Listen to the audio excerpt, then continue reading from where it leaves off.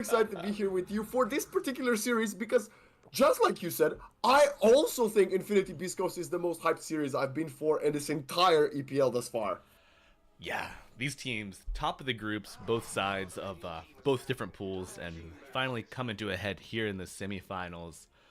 And we've seen some teams start their lower bracket runs already with our first two victors coming out yesterday. Yeah. But should either of those victors meet Infinity or Beast Coast in the lower bracket? I don't know how that's gonna go. But we got a first pick Weaver, first pick Rubik. This is a little out of the ordinary. What do you think, Waxon? I mean, uh, I appreciate that Infinity definitely came in with their game plan, realizing, you know what, let's just ban every single support in the meta that is strong. And they took out Chen, Shadow Demon, Bane, and Beast Coast did them a favor and took out the Disruptor. So this is gonna be an even playing ground, right? We're not gonna have either of these four tier 1 supports. So Beast Coast responds with a Rubik. Makes sense to me, right? The second, the best thing you can get, if it's not the meta, you get Rubik, you can turn it into everybody. Infinity with the Weaver. This hero is top tier, if you ask me personally, as a carry, and you can even flex it as a support. The teams in EPL America haven't really played Weaver that much, or not as much as I think it's deserved to be played, so I'm glad to see Infinity open up with it. Yeah, it's had 15 picks here in Season 10, and when it's been first phased, even first phase and second phase, it has a 100% win rate. So let's see if the numbers hold up here. 25 seconds without collapse. Hex there. And the swap here, they're going to try and go aggressively onto BZM. They swap him back under the tier 4s, but steps in with the disruption. Yatoro, they're going to burn through with the majority of the mana here from Tomato, and Yatoro is considering his next target. He'll look over towards the Morphling, but he gets caught by the bashes of Whisper. He has to split back up, backs off under the tier 4s. Collapse gets caught once again on the front line. Cookie's in, they're taking the Aegis out of Tomato's hands. Was BZM? Yeah, because Weaver is very elusive, There's no chance right? to kill BZM though. Oh, maybe there is Yatoro! It's a skill shot. You gotta hit the bushwhack to connect, and if you do, it's great. And the Weaver can get bursted because he doesn't have the biggest HP pool. But like I said, not the easiest thing to land. Even if you get a Gleipnir later on, you might throw the Gleipnir in. The Weaver just shikuchis away. Kind of can time lapse out of it. So interesting. I love the Hoodwink as a hero in the current meta, but I think there might have been something like a Lion, who's definitely making a resurgence in Tier 1 Dota right now. You get the Lion, Earthspike, Hex. Weaver is punished quite rapidly. Yeah, Lion, definitely one of the heroes to punish these squishy supports, like the Weaver, like the Morphling. Both similar in their survivability aspect, you know, time lapse, gonna restore your HP, put you back to a former point in time, and the strength morph. You know, if you don't get stunned up before your shard, chances are you're able to strength morph off most of these 1 to 2 or like 2-person ganks coming into your lane. But the Mars and Bat Rider, so it's gonna be a tale of time and fire here for Infinity. Kind of like this. The one aspect that Beast Coast is definitely happy with Malibu is this Rubik. Oh yeah, there's plenty of stuff to steal, right? Like, not just Lasso in itself, but any single one of Mars's spells are quite good. Obviously, the Spear for obvious reasons. The second ability, the Rebuke, just to help Rubik farm, get himself closer to the Blink Dagger. Even the Weaver, giving the Rubik Shikuchi is great because he becomes more elusive. The time lapse, I don't even have to get into that one. Infinity not scared by this Rubik, gonna just keep sticking to their game plan. They might be scared by this Doom, though. Yeah. I mean, I would talk about Hoodwink, not a great counter to the Weaver. This Doom definitely is one. And that's going to be interesting to see if this is going to force Infinity in flexing the Weaver to support. Or maybe build the Lincoln Sphere. But already, if you have a Rubik, the Rubik has a lot of tools and ways of breaking a Lincoln Sphere. So Infinity will have the luxury of choosing back-to-back now with a bit of a gap in the bans. Beast Coast also going for the Dragon Knight, the Dragon Tail, a very solid, reliable stun. Again, if the Weaver gets caught by surprise, it can get it can be quite a long stun from the Dragon Knight. Single target as well. Certainly, they have the tools to deal with this Weaver now on the side of Beast Coast. I wonder if Infinity will. Is it too late to get a could you run a Timber mid here against this Beast Coast lineup and punish the Doom and DK? Yeah, or is it too greedy? I I mean, they think that's have a the great shout. they have the hoodwink for the sharpshooter break, Rubik chakra steel, and then or chakram steel and timber chain very good as well. Could be a path forward. We have seen Beast Coast flex the timber to their safe lane, and they ran a timber gyro safe lane with the timber farming and caused the I other think team it's to a it's a great shout here. Actually, I'll be honest with you. The Timber saw obviously Infinity has to pick it now, and they will go for the Zeus. okay. I think it's fine. You kind of diversify your assets here with the Weaver, with the Zeus, both high damage cores. Should the Weaver be placed into a core role, and you can only doom one target until you get that Aghanim Scepter. So, you Yeah, know, and I think Zeus doesn't really suffer that much from getting doomed nowadays, especially with the Aghanim Shard build, right? He is turning into a right clicker, so he can just kind of stand his ground for the most part, I assume. Mars will be there to protect them and separate the team fights. If the Doom jumps in, he can throw the arena as separation if really needed. And if this Weaver will be flexed to support, he will most certainly try to build the Aghanim Scepter, right? So can oh yeah, offset the time lapse that Doom if we get to that point in time. But Visco's still afraid of a carry. Yeah, they also think this Weaver will be moved to support. So they're going to ban out the Terrorblade and the Medusa previously. Interesting choice of ban. yeah.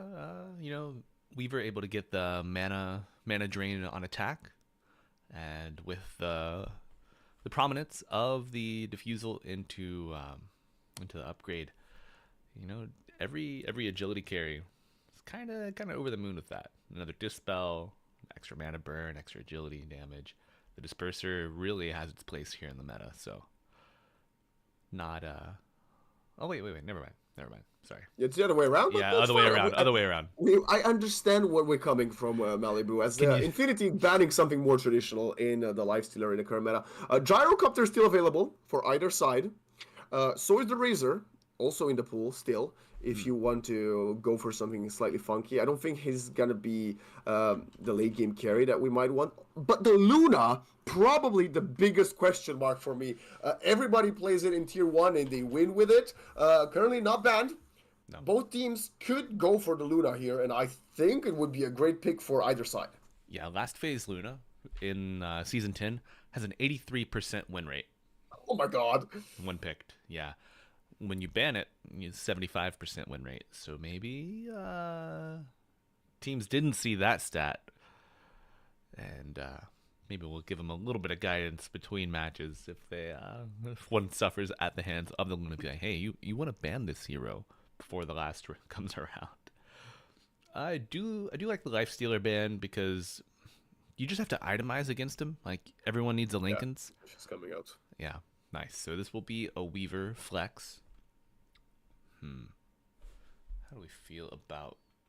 It's got to be a Weaver 4, right? I mean, More certainly. I mean, you can run Weaver 5. It's a support no matter what. Batrider, you can play it as a 4 or 5. Batrider will farm because of the nature of what is called a Fire Walk. What's the Weaver? The Firefly. Batrider first spell? Firefly, that's the one. Thank you, Malibu.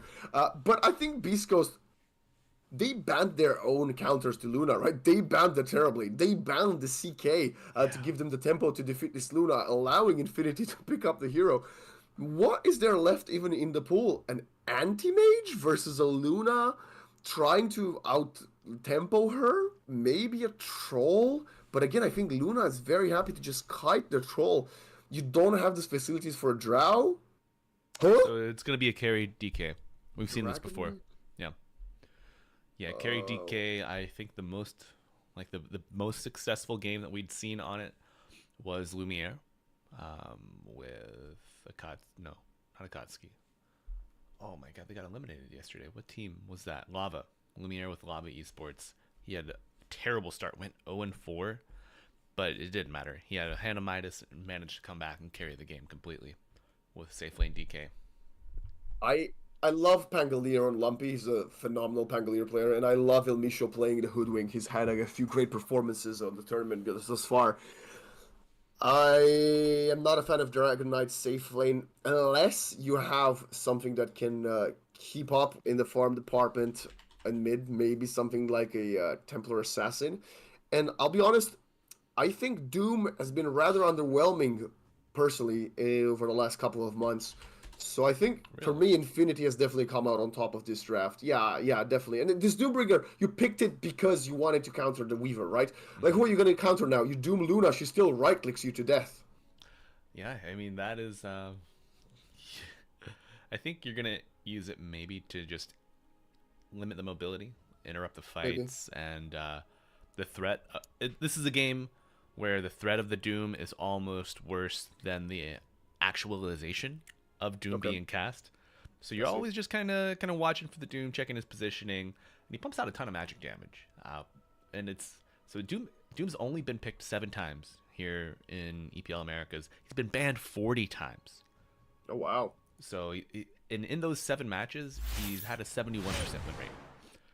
So it does feel a little underwhelming, but I feel like Doom is just that creeping eventuality. You know he's gonna get gold. You know he's gonna put out a ton of magic damage, and these are some. Zeus kind of gets a little tanky once he gets his Kaya Sanj into Lance with the Manta, but up until that point, he's like usually floating around 1K to 1500 HP. So I mean, I kind of like Doom is underwhelming in the fact that he's not super flashy, and I think his appearance is a little more sneaky than we might have a read on. But I'd love to be proven wrong. I hate getting doomed myself as a Weaver spammer. But um, yeah, game one Game between one. Beast Okay. Coast and Infinity.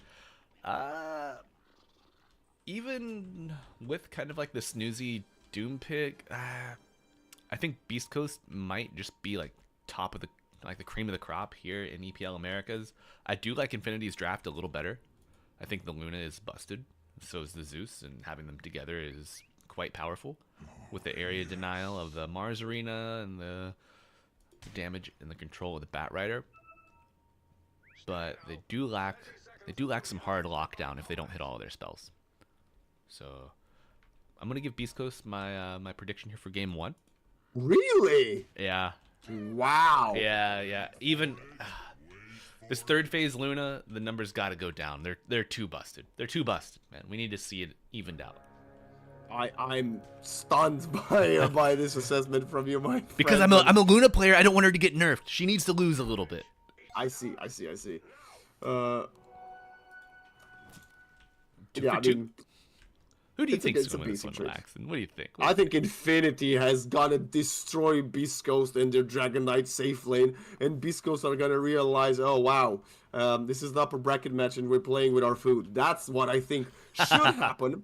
With that being said, I do believe Beast Coast individually have the higher skill as players. So I wouldn't be surprised for them to actually pull it off, despite what I consider an abysmal draft compared to the one of the Radiant. All right. Well, I know that I'm excited to see this one get underway. Probably some of the top 10 players in the tournament here, and we know this laning stage is just going to be explosive. Who do you think has the most volatile lane? Oh, that's a great question. Uh, Potentially this top lane. Weaver might throw a spanner in the works, especially if he gets 2 points in the swarm and kind of abuses Rubik. Rubik is not known for being the strongest early level here support in the game. So maybe, yeah. God's Rebuke, Spear of Mars plus the Swarm, a few right clicks, Moose could die quite a few times. But down bottom, I think the Doom lane should not have a kill potential, or the Bat Rider one, but if Kotaro like tanks a little bit too much of these creeps, he could die to an early Infernal Blade. Yeah, and Doom, with the Scorched Earth, definitely one of the heroes to keep this lane pushed up. The burst damage potential from El Misho. Does he have a Blightstone? No. And what stats build on that? But it could be there for sure. Something that a little bit of lane synergy that I'd like to see in the top lane. The Swarm with the God's Rebuke, the damage is physical, so minus armor buffs it up a bit. Could see some maybe unexpected burst damage coming out there that a player might not account for. I think Rubik has decent. Yeah, he's got 5 starting armor, so pretty strong there. And the DK, I mean, that goes without saying. A point in Dragon's Blood and you're sitting at 7 armor. I mean, I hate this hero. I like that he's been losing more and more lanes. Um, but realistically, I think still needs a few more nerfs before he can become not the bane of my existence. Certainly. And speaking of Bane of your existence, are you happy to see Bane banned out instead of picked up? Yeah, I think Bane is great. It's a great hero. I don't. I think it's not quite as strong as the SD Disruptor Chen, but Sure. definitely a great hero. And I'm happy to see him slowly make his way back into the meta because I feel like it's been years since we've had Bane be a support that the teams want to play. Yeah, I think so. And what do you think? What do you think it was? Any change in particular that set him over the top to make him particularly viable again? And now we see in the top lane. Sorry to interrupt you, my friend. Telekinesis up onto the Mars and the spear back onto Moose. That minus armor from the Swarm gonna buff up the damage from the God's Rebuke, and Infinity will claim the Lotus in the top side. Yeah, it should be fine until Michael gets level 3. I think level 3, either Germinate or the double points in the Swarm, Rubik should be fine up until that point. I think they realized Shadow Demon is strong. Oh, Ryu has to pop the Lotus up top, actually. While down Got bottom, his Tiger's action, dying. both runes. Yeah, who's gonna get the first blood? It will be El Misho claiming it on the bat, and the offlaner of Infinity as well, dying. Ryu. Both heroes fallen on the side of Infinity, and that's what beastcoast want. Realistically, they have an early game lineup. You don't want to go in the ultra late game versus this Luna, despite having a Doom that will be able to keep up in the farm department.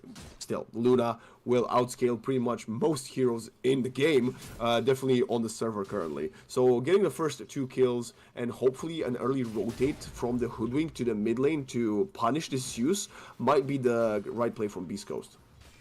Yeah, the earlier you can get Thunder God's Wrath, like, the better for Infinity. So I think Beast Coast would be wise to slow down the PP on this Zeus here. But, I mean, that being said, the Heavenly Jump, if you don't come with stuns, you're going to be hard-pressed to kill him. As Beast Coast don't have any trouble killing this Bat Rider. Vitaly Aro doing his best dance here, but Michael Wow. TPing in, likely going to get the kill here on Vitaly. Has 2 charges on the stick, but they will not be used, nor will they be enough. Michael picking up the kill, and this... Yeah, so he's got 1-1-1 across the board for Michael.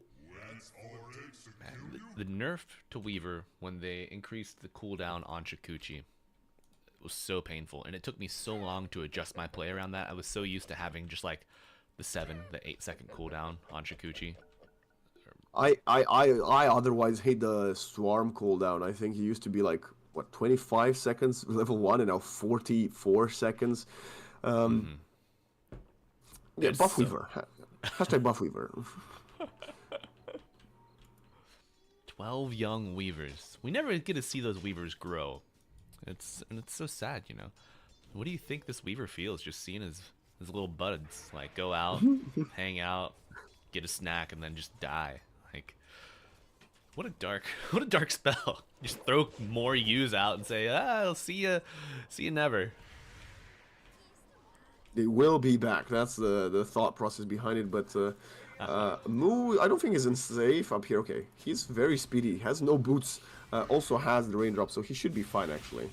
Yeah, As some aggression Ryu, coming onto Ryu. Dragon Tail gonna land. Fade Bolt to follow. 2 levels. I mean, in the Blades pretty of far. Attack level, first item of the phase boots for the Mars. I don't really like that Malibu. What about you? I think it just shows that they want to play aggressive with the God's Rebuke and try to burst down this Rubik if he steps up. A little extra damage with the Swarm, kind of nice, but I think Boots are a great pickup there. And Michael gonna get picked up by Lumpy. He does get the Arcane Rune, but he will pay for it with his life. Free kill going for Lumpy, and then Ryu, without his support, Beast Coast have the green light to run this high level of aggression, taking him down. You don't have the facilities for this type of rotates when you're running a double support combo that has no stun. We're gonna get Lasso maybe in the next 5 minutes as Tiger is currently level 3. So sacrificing yourself and your offlaner to protect your Zeus seems to be the name of the game, but net worth wise, it's not gonna be looking too hot for the side of Infinity. Already almost 3k down, minute 7. Yeah, it's I mean, if you don't die to the Pangolier there, I think it's fine to give the rune control and help out your Zeus, but you're just fattening the pockets of this Wisdom tank rune player. up top. Yeah, Wisdom Rune here. Moves, gets the telekinesis, and will steal the Wisdom Rune. Oh, unreal. He does pay for it with his life, but in with Dota in its current spot, it is worth it. It's a massive, massive blow to the side of Infinity. Tiger he's barely level 3.5. Level 6 is a far, far away dream from this poor Bat Rider. And I think he will struggle the most because of that Wisdom Rune loss. And yes, your Zeus again got something in exchange for it, but this is going to be awful. Awful next 5 to 10 minutes for the Bat. Yeah, you really counting on your Zeus to get that early phylactery and just decimate this Rubik, this Hoodwink, get your Bat some levels, being around in on those kills. We see Tiger use the Firefly to get to the high ground here, but Doom comes out from Vitaly. Both cores in this bottom lane, level 6. Luna doing her best to avoid any damage, and you cannot heal now while you have Doom on you with that change. And it will be an early investment that does not pay off for Doom. In the mid lane, though, we do see Lumpy with the second Rolling Thunder going to claim the life of Michael. Michael did get the regen rune, but I think Lumpy is the big winner there. El Micho It was a gets great bushwhack coming from El Micho, and they realized, oh wow, we got level 5 and 6 on our supports. These guys are level 3 and 4. They've got no stuns. Oh, Let's just no. abuse it. The And now sharpshooter's Kotaro- coming in. Kotaro It dodges doesn't it, matter. but he goes back into the embrace of the Doombringer. You survived the Doom, but you didn't heal up, and then of course you get punished. And now up top, Ryu, level 5 to the 7 of Pike's Dragon Knight. Oh, and Moose is everywhere on this map. The Beast Coast support's just doing the most. Ryu will fall. PP does TP in, joined by Michael here. Thunder God's Wrath gonna come out, getting the kill on the Rubik. PP trying to retreat under the safety of his tier 1 tower. Swarm onto Pake, gonna reduce the armor, but it's not gonna be enough as Pake just gets those little dragon legs going away. And El Micho has arrived, and he's got a bushwhack coming your way. Michael now drops the sentry, causing a little bit of server lag there with all of that vision going on. And El Micho lands another sharpshooter and gets the kill. Connects the sharpshooter to the stacks in the Radiant Triangle as well. Not gonna get any of those kills, but so far Beast Coast are playing this first game flawlessly, and they are arguably the favorites of the tournament, not just of this series.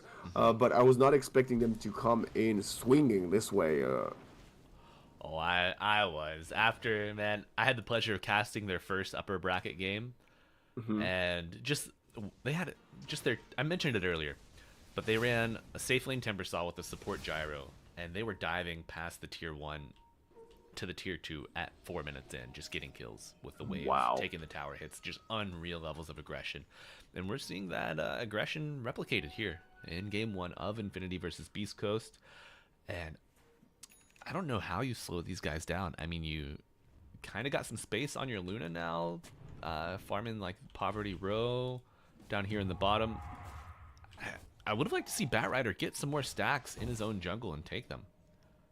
But he's level 5, almost a quarter of the way to level 6, so not a really great spot. I think I'm just on that copium right now. Because of that, Michael gave away some of his XP, so he's not level 6 on the Weaver because he gave some of that XP to the Bat Rider. But look at the smoke from the supports. I don't think Kotaro actually they have what it takes. They can The arena come out bottom onto Vitaly, though it will not result in his death just yet. Return Doom coming out onto Mars. The Thunder God's Wrath will claim the life of Vitaly, but now it's a 1-for-1 Mars for Doom, and this Zeus does not look long for this world. Perhaps he will return to Olympus. The Bushwhack did land, and Rolling Thunder gonna finish him off. Now Lumpy once more sees the Tiger, and he's gonna put him in the cage here. Swashbuckle claiming the kill there. Is this almost a diffusal blade? Has the Blight Stone already, so getting a little minus armor love on that. Kotaro's coming in. No way. Michael can maybe get the kill on El Micho with the Lucent Beam from the Luna, but no. Kotaro will fall back, and that was a 5-player rotate from Beast Coast in the end, getting 3 kills. Despite that, they're so far behind Infinity that they traded 3 for 1 and still got a bit of an extra cheddar cheese. They didn't come out on top of that exchange, but they didn't lose that much. Yeah, unluck, unfortunate. I think the big win here is Beast Coast are having to invest a lot of time to get this tier 1 tower, and they're not. Though, healthy amount of time left on the dragon form. And Michael, surrounded on all sides, and Moose has stolen Shikuchi. I think this is one of the best steals in the game for Rubik. Time lapse away. Yeah, time lapse. But now nice. 70 seconds without it. You can't really join your team for the next fight. And I'm not a biggest fan of Michael's build-up. I have to be honest. I think the Swarm max out as a support is better. Or at least 2 points in it are so valuable. Yeah, getting that extra, that lowered attack interval. And you don't get the attacks to destroy, which is kind of unlocked until level 3. And yeah. Okay, they are completely zoning out the jungle of the Radiant at minute 12, which is not a good look for Infinity, as they're all struggling in network department. The bat will probably fall as well, as Tiger tries to get the career kill in exchange. He does. He gets one. Not gonna. Certainly not gonna get 2 as the Fade Bolt arrives. Another kill for Moose. Now 2, 2, and 6. Looks like he is going for a Glimmer Cape for his first large purchase. We've got no completed item on the side of Infinity. I guess the Mask of Madness is completed on Kotaro. They've got nothing else. There's a point booster for PP. Okay, Phylactery will fly into him now, but nice. This is a very poor team at minute 13. Yeah, not.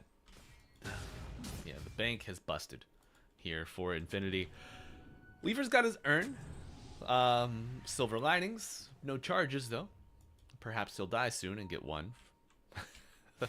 Without the time lapse. Oh, he does have the time lapse back. 70 seconds passes, and now in the bottom. Setting up bottom. Yeah, he's setting up bottom. He's pinging his teammates. Kotaro seems to have a bit of awareness. There's a scan flying in from the Dire, and they will actually retreat. Yeah, Rolling Thunder being pumped fake here. They do have this Observer Ward deep on from the Dire on the Radiant side. Amplified damage rune scouted out by Vitali here, and we're going to see Lumpy claim that. With the Diffusal Blade, I think this is a great time to take a fight for Beast Coast. Oh my god, amplified damage on top of his Diffusal. You are correct, Malibu. This is not the right time. This is, well, it depends which side you're rooting for. If you're Infinity, this is a disaster if you get a team fight right now. They're gonna at least spot the bottle in the inventory, the rune in the inventory of the Pangolier, but look at the TPs up top. This might catch them by surprise, as Ryu doesn't seem to be aware. We hear the Rolling Thunder primed up, but the Arena of Mars coming out. Bushwhack will land after the Acorn Shot plants a tree for him, and the break coming through. And this is the amplified damage. Pangolier rolling through your town soon, my friends. Lumpy does find PP on the Zeus, and the Doom coming out, but the lasso counterplay coming out to drag Vitali down to the low ground, but Pake is in the fight, has this Blink Dagger reveal, and it's a 3-for-1, perhaps more. Thundergod's Wrath stolen from Rubik and contributed to the efforts, killing Michael here, but Pake waiting in the wings with the Dragon Tail will get the kill. A triple kill on this safe lane DK, 15 minutes in. What in the hell? They're still stealing the stacks, like the swashbuckle Fatebolt combo from the low ground, just getting, not even stacks, it's just a single camp of the Radiant triangle. Kotaro, I don't know. I mean, he didn't die there, but didn't really help his team. It kind of baited them in. They were like, oh, let's kill this Hoodwink as Mars dies yet again. Back-to-back deaths for Ryu's Mars. Yeah, Mars in dire straits here. And Luna, perhaps looking to join his comrade in death. Pake playing up with the Blink Dragon Tail stun, and Luna gets cut down to like 25% HP from that. And Kotaro on mode to dodge here. Will get away from Beast Coast, trying to farm what he perceives to be the safe space on the map. There is that deep observer ward still there for about another minute, actually 3 minutes. Wow, long duration. Gotta imagine this tier 1 tower gonna be threatened here soon. When you're so far behind, do you still go for the Manta style on the Zeus after a Phylactery? Because I feel like he needs some escape, maybe a blink, maybe a Yules, maybe nothing, because you're gonna be killed in just a matter of seconds again. Yeah, no escape coming out here, but nope, I did not speak too soon. A nice heavenly jump to the high ground, but ultimately just buys another half a second of time for PP here.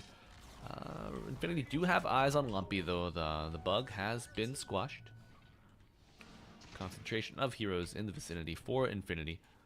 We have level 1 Eclipse with level 3 Lucent Beam on the Lunos, but I think it still might be a little too early to team fight, my friend. You do have the Manta style finished, but I feel like if you engage on the Luna here, you just throw away whatever momentum you've had in the that you found in the jungle. I think you need like 3 items on the Luna to be able to fight right now. I think the BKB for sure, but I don't know if that's going to be enough. BKB plus Kanda might be good. BKB plus Lincoln's Kanda even. And the stolen Thunder God's Wrath still on the Rubik will expire for the next time as Tiger dies in the dire triangle, but managed to at least get some of those neutral creep last hits. So it's the small things that count when you're down to 16 kills at minute 18. Yeah, the small things can add up over the course of a game, but at this point, 10k behind, they are going to need an entire shopping cart of small things to to make this meal for the chefs on Infinity. How do they cook their way out of this one? What do you think, Laxon? You mentioned the BKB Conda on Luna. Anything else that we're looking for? Again, I don't think you have to. You don't. This weight on the Manta Shard for the Zeus is just a very, very far away dream that PP has. It's gonna take him at least another 4 or 5 minutes in the current state to get that. As we get the Mars on Rio, Rio just dies again. Yeah, further suffering at the hands of Beast Coast, though we do see Oh, the it's around rotation the with the Eclipse. Eclipse arriving after the arena and the Swarm coming out, reducing the armor of these dire heroes. Vitali going to run to the river, hoping to get out of this one. The DK has perished. Mars got out alive, so a great reversal coming out. Skewer onto the Hoodwink. This squirrel is pinned down, but Lumpy, the large man, has arrived, and he will roll on through like a wave of thunder, crashing on Luna. Doesn't even use the swashbuckle. Saves the ability, gets her with the right click, and Lasso coming out from Tiger, doing a fair amount of damage with this Firefly. PP around to contribute as well. The stolen lightning bolt from Rubik, and now, okay, Rubik will perish. A great, well, maybe I spoke too soon. A fight for Infinity that Lumpy is looking to put an end to. No mana for the stun. Wait, when I was talking about like winning condition and saying that it's gonna be very hard, I didn't assume we're gonna get a Doom on a Luna illusion, right? And that really allowed the Eclipse to shred through the life of Pike, killing the Dragon Knight early on. The Doom survived for a little bit, but in the end, 4-4-4, but if you're Infinity, like we said, down how many kills were they? 16? Down 10, 12k gold lead. This is beautiful for them. And the Zeus staying alive. I thought the Manta style shard combo was gonna be away for like 5 minutes. He's about to have the Manta style in about 30-40 seconds with a few more creep waves. Yeah, PP living through that entire fight, I think, was the large reason for success for Infinity there. Obviously, the Luna getting doomed on her illusion. I think that's number one, and then PP living number two. Manta Styles almost finished up. Shard awaits him. The supports do not have a shard, so they are going to be the most likely recipients off the back of this Tormentor kill. We see the Swarm coming out, going to get a couple minus armor ticks early. Oh yeah, that's what you like to see. Minus 11, minus 12. Just how high will it go? Hello. And this 20. Luna is about 1,000 gold away from her BKB as well, which again is not going to be the biggest power spike she could get, but will keep her slightly safer in these team fights, at least from the potential burst nukes of the supports. As we have a smoke up from Beast Coast, they realize Infinity might be quite low after taking this shard, and I think they're correct. Look at Lumpy, no fear. Kataro has been jumped here before, and it will be Tiger this time instead. Hoping for a Wisdom Rune, he does get it. And I mean, you get the Wisdom Rune, you break the smoke for your cores, you die, but I think that's the best case scenario for Infinity there. Well, the best realist scenario. Bushwhack being cast to the high ground will not land on the creeps, so they know that Luna's farming here. Yeah, getting the Wisdom Rune is an absolute massive victory, and dying on the Batrider, who is anyway the lowest net worth hero on the server, he's only going to lose 99 gold, not going to deter him that much longer from his Blink Dagger. He wasn't going to have it pre-minute 10 anyway, it's minute 22, so it's a pretty good one. You keep your Luna alive, you buy more time, you get her closer to BKB, Zeus closer to his shard. At this point, they haven't lost that much gold over the last 3 or 4 minutes. So Infinity happy to maintain the state of the game at the current point in time. Yeah, they certainly are. But I think this Dragon Knight eventuality is it's coming. He's got the Blink. He's got the Manta. Working on the BKB next before the Aghanim Scepter. It's going to allow them to take more fights against the magic damage of the Luna, of the Zeus, and just get out of the arena, should that be a problem for him. Maybe. I'd say it's possible. Also, what do you think about this build-up of the Dragon Knight? Will not go straight into the Aghanims after having the Blink, Mage Slayer, Manta, opting to go for the BKB first, realizing that the magic damage is still the only thing that can take him down currently. I think it's a fine realization for him. It shows that his head's in the game, that he's thinking about the current state and how things are unfolding. He's not just prescribed to his early thoughts on itemization. He understands that the needs are fluid and they will change based on the state of the game. And he knows they're going to get a big need in bottom as they are about to claim the first Roshan. Yeah. First Rosh going down at, what do you think, 23-15, 23-20? More like 23-30. I think they don't have the best Rosh killer without the Dragon Knight form. But I'm really happy to see that Tiger has gotten the Blink Dagger. And it could be a big turnaround in team fights if you can blow something up. Big items coming in for the side of Infinity. Yeah, okay, we got the Aegis on the Pangolier. They're trying to protect his 10-0-7 streak. But Luna has the BKB. Zeus doesn't have anything else yet, but Mars will have the Yule Scepter. We got the Blink on the bat. Looking pretty good for Infinity, and now they just don't need to die one by one. Hopefully Kotaro can stay alive as she's getting doomed by Vitaly in the dire jungle. Yeah, not dooming an illusion this time. Can still pop the BKB to reduce the magic damage coming out, and the arena onto the... Alright, onto the Hoodwink, onto the DK, and the Lasso coming out to join him. Hoodwink will die. Manta style popped on Pake, and the Mars will perish. Eclipse on the backline here, and Lumpy cleaning up the house. Luna falls, Bat falls across the map, and now the chase is on for PP. Zeus has evaded them before, but I do not think he will get out this time. Has the shield rune available, but thinks better of it. As the stolen spear with the extra cast range. Holy pog, look at that. Why not pop the shield rune? Just think it's better to keep it for 40 seconds and use it in the next team fight? I think so. Maybe. Yeah, I think you die anyway, even if you do pop it. Do they have a Yules? No Yules there. Yeah, no Dispel available for the Dire side. But I think maybe they look to smoke without Doom, without Arena, without Dragon form as soon as they're up. You gotta I don't know. It's...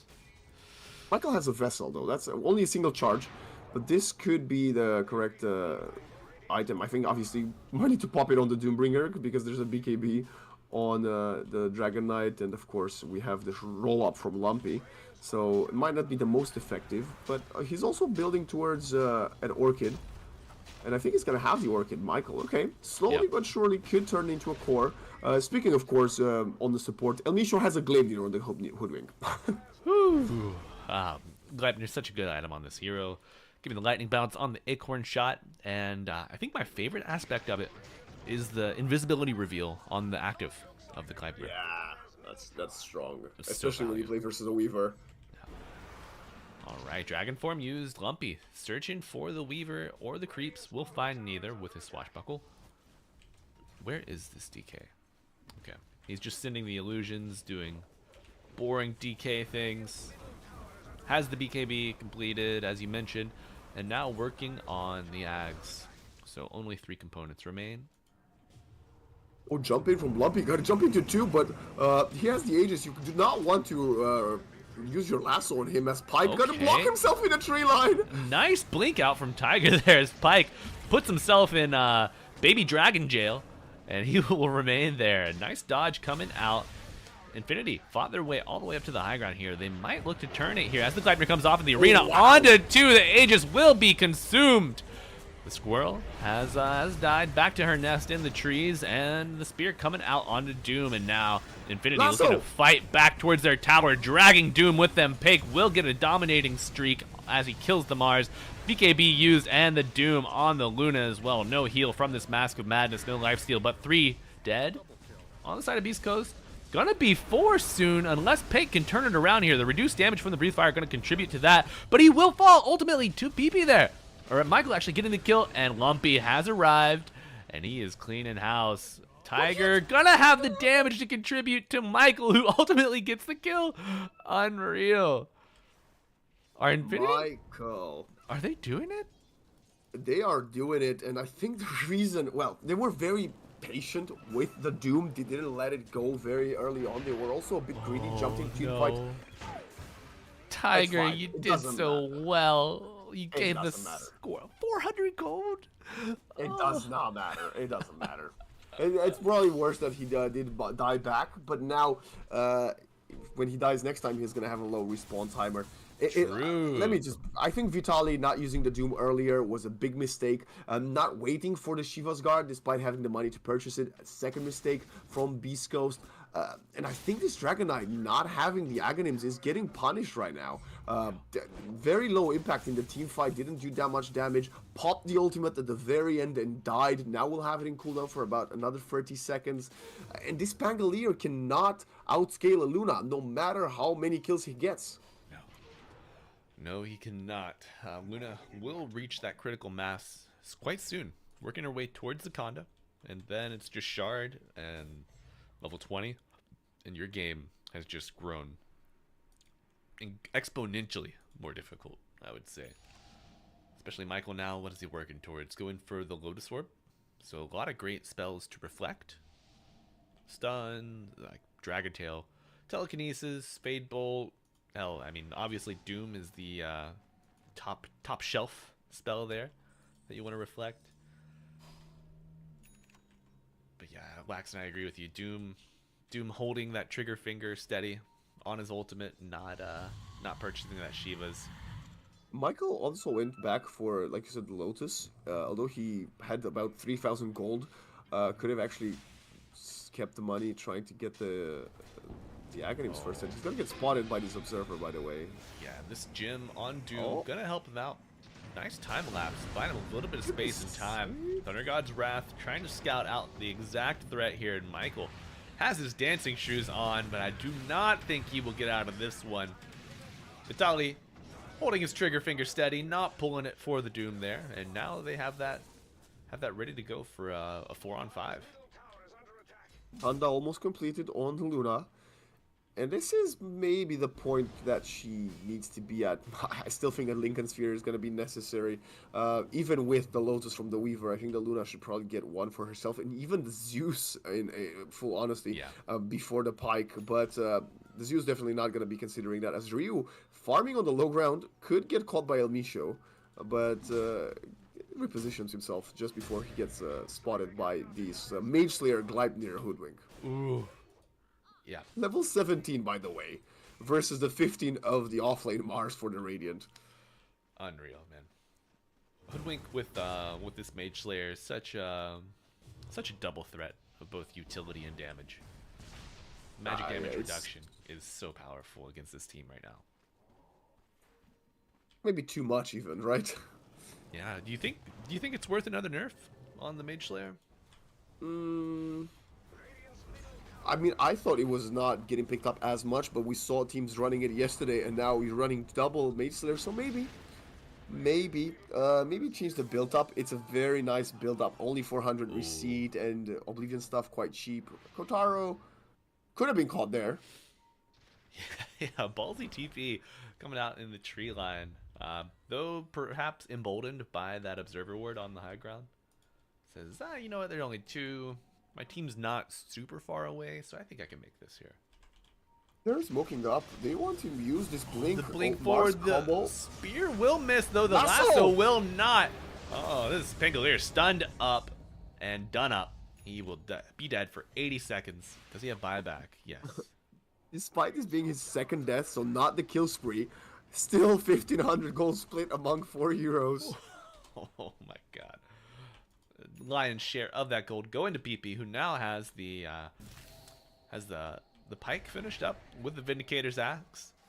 So these lightning hands will be slapping at an all-time high. Okay. We speak about Lincoln Spheres on the side of Infinity. Isn't this a bit of a mistake from beastcoast that they don't have a Lincoln Sphere either yet? I mean, the only way the Pango dies is that way, and he died twice in the last 2 skirmishes. He went for the full disperser, which is great, but that also, like, what is it? Eagle Song plus receipt for 3,500, 3,600 so total. much gold, man. So you could have put that towards something else, and maybe you didn't want to empty your slot, but you got a wand and a bottle. You could have definitely maybe waited for something else. I don't think damage is your problem on the side of not. Beast Coast, and the dispel that you get from it, not really super consequential. I mean, what are we looking to dispel here? Silence, perhaps, from the Orchid. That's the biggest threat that I can see. Yeah, I think saving for Lincoln's is the much better choice for the Pangolier, but perhaps they see something that we don't. It's beyond comprehension. Dire's middle tower is gone. Just gone. Kataru? Invading each other's Smoked out. jungles right now. Yeah, 4 or 5 heroes. If Lumpy gets Encroaching. pinged out, Oh, they are Lumpy. pinging him. Oh no, my camera settings are messed up. Every time you open the menu, oh man, you're seeing some really high production value He's here coming in lassoed. as the lasso comes up onto the Pangolier. Lumpy. Oh, he's controlled, but Tiger gonna die for his insolence, and a two dead on the side of Beast goes at the hands of Thunder God's Wrath. El Misho, or Infinity, and Katara getting the kill there, and now Ryu on the back foot. No arena to save you now. Pick does have the Aghanim Scepter, so he's gonna have that free pathing up and down the hill again.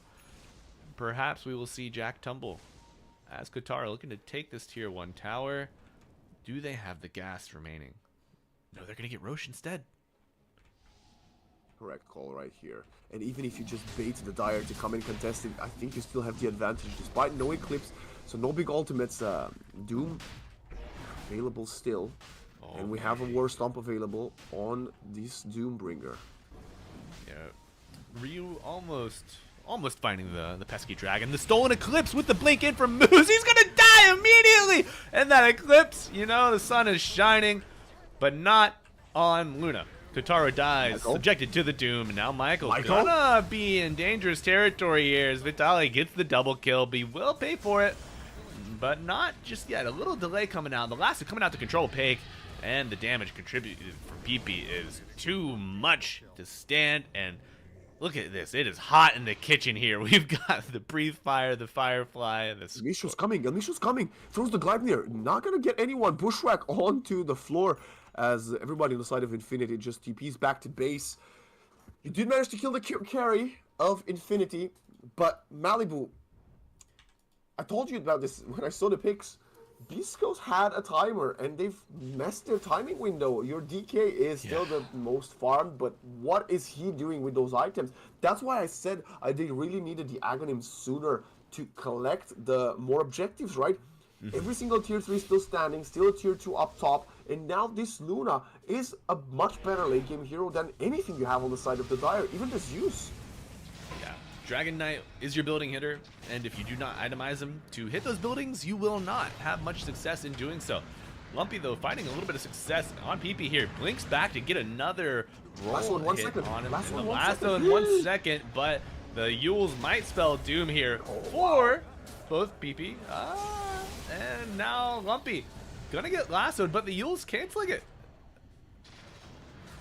All right, Lumpy, no way he gets out of this. This hero so mobile between the swashbuckle and the shield crash. He gets all the way out.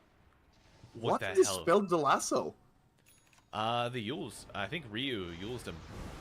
No. Anyway, they're gonna get more, a Rubik back, and it will be the mid lane traded for a support.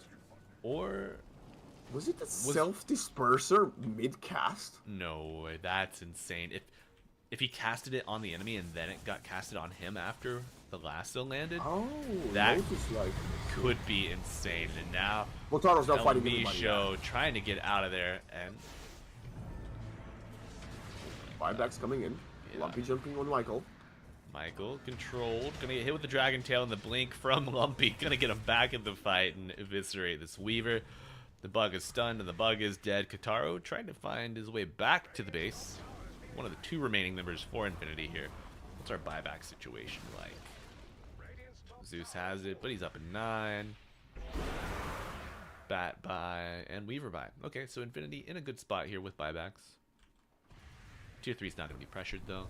But Roshan is top and he is being challenged. Yeah, the bottom team fight for Roshan about 3 minutes ago did not end up taking the second Roshan. Now we will get the cheese because Roshan went up top and they're smoking, they're going. They've got the buyback on the Bat Rider, they got the lasso, and Roche still pretty beefy, 2000 HP, and now the Thunder God's Wrath is gonna deter them, and they're jumping Ryu in. They're finds the connect Dragon Knight! Still has the arena, he will pop it now, and the BKB cast on take, but it's countered by the lasso, and the damage from Kataro is too much to handle. Lumpy with the roll, looking for the Radiant, but he does! Oh, BB getting the kill there, and Kataro getting the Aegis. Who do we give the cheese to here? Probably the Zeus, yeah. Why was Lumpy rolling in with 800 HP?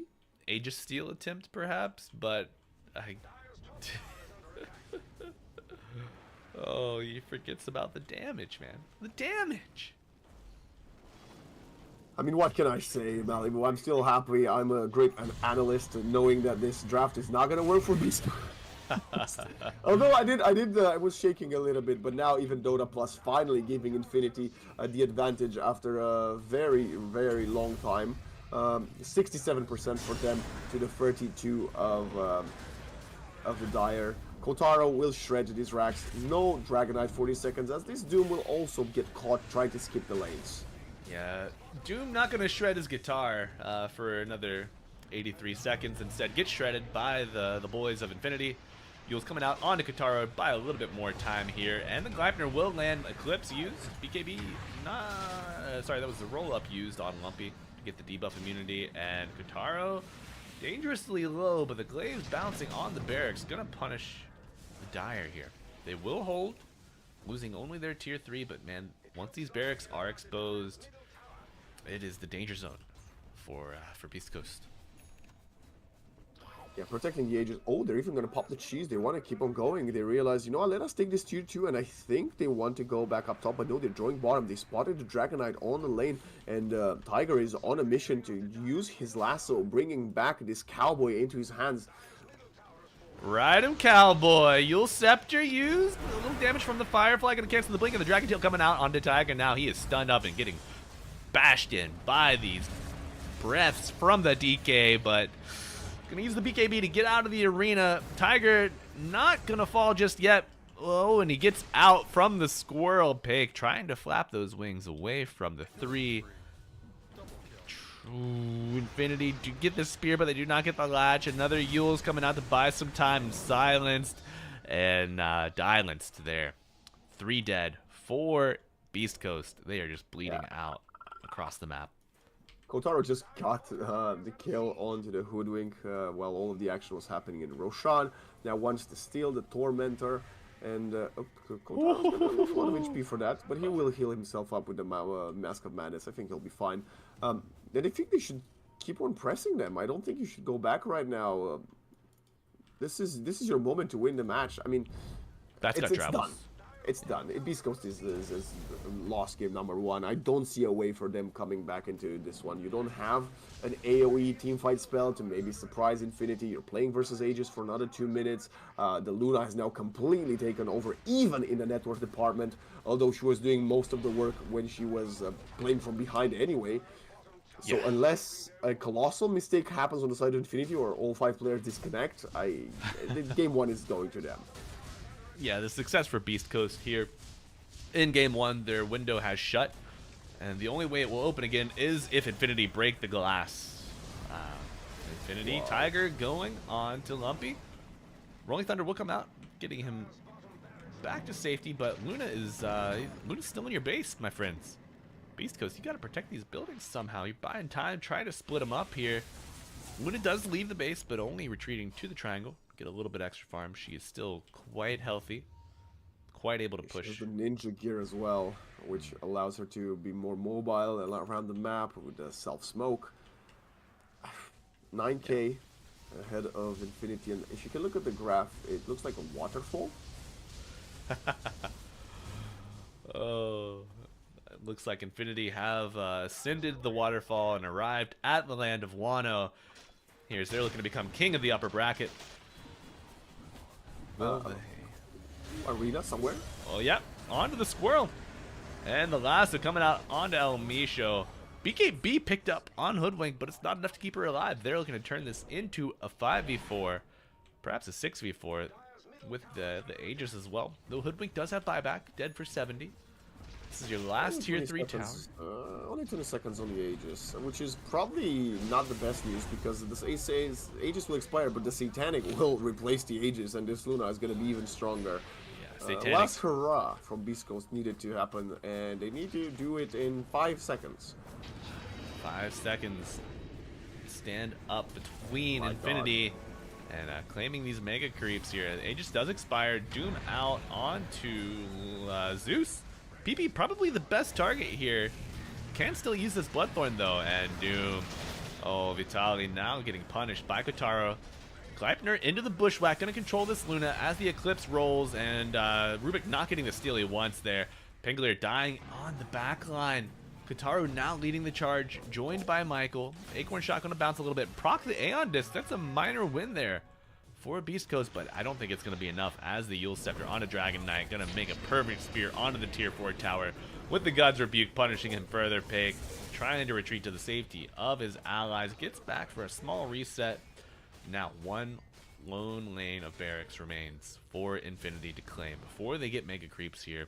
Pengler dead for 90, no buyback available. Gets the Octarine instead of the Lincolns that we mentioned here. And that's going to be mega creeps for Infinity at 43 minutes. What was a monstrous 10-0-7 Pangolier now is the lowest net worth core on the server. And last run jumping from Pike, Doom is going to follow up, and the damage gonna come in from Kotaro, melting through the HPs of the strength heroes of Beast Coast. Yeah, and the arena coming out to give the coup de grace and deliver it. Double spear onto the wall there. Quite nice casting coming out from the Mars, and all the buybacks coming out for Alive for Beast Coast. Infinity in a strong position here with only one tier 4 remaining between them and the Dire Ancient. Oh, There's a amplified damage see it too. This river rune exposed by the Observer Ward. Kotaro smoked up with the ninja gear that you mentioned earlier. Really gonna give him a nice surprise here on the side of Beast Coast, and here we go. Kotaro waiting for the right moment. Allies 5 seconds for back. Eclipse as well. That's the timer he's looking for. I'm gonna do 3 it. seconds for Lasso. This is oh my God.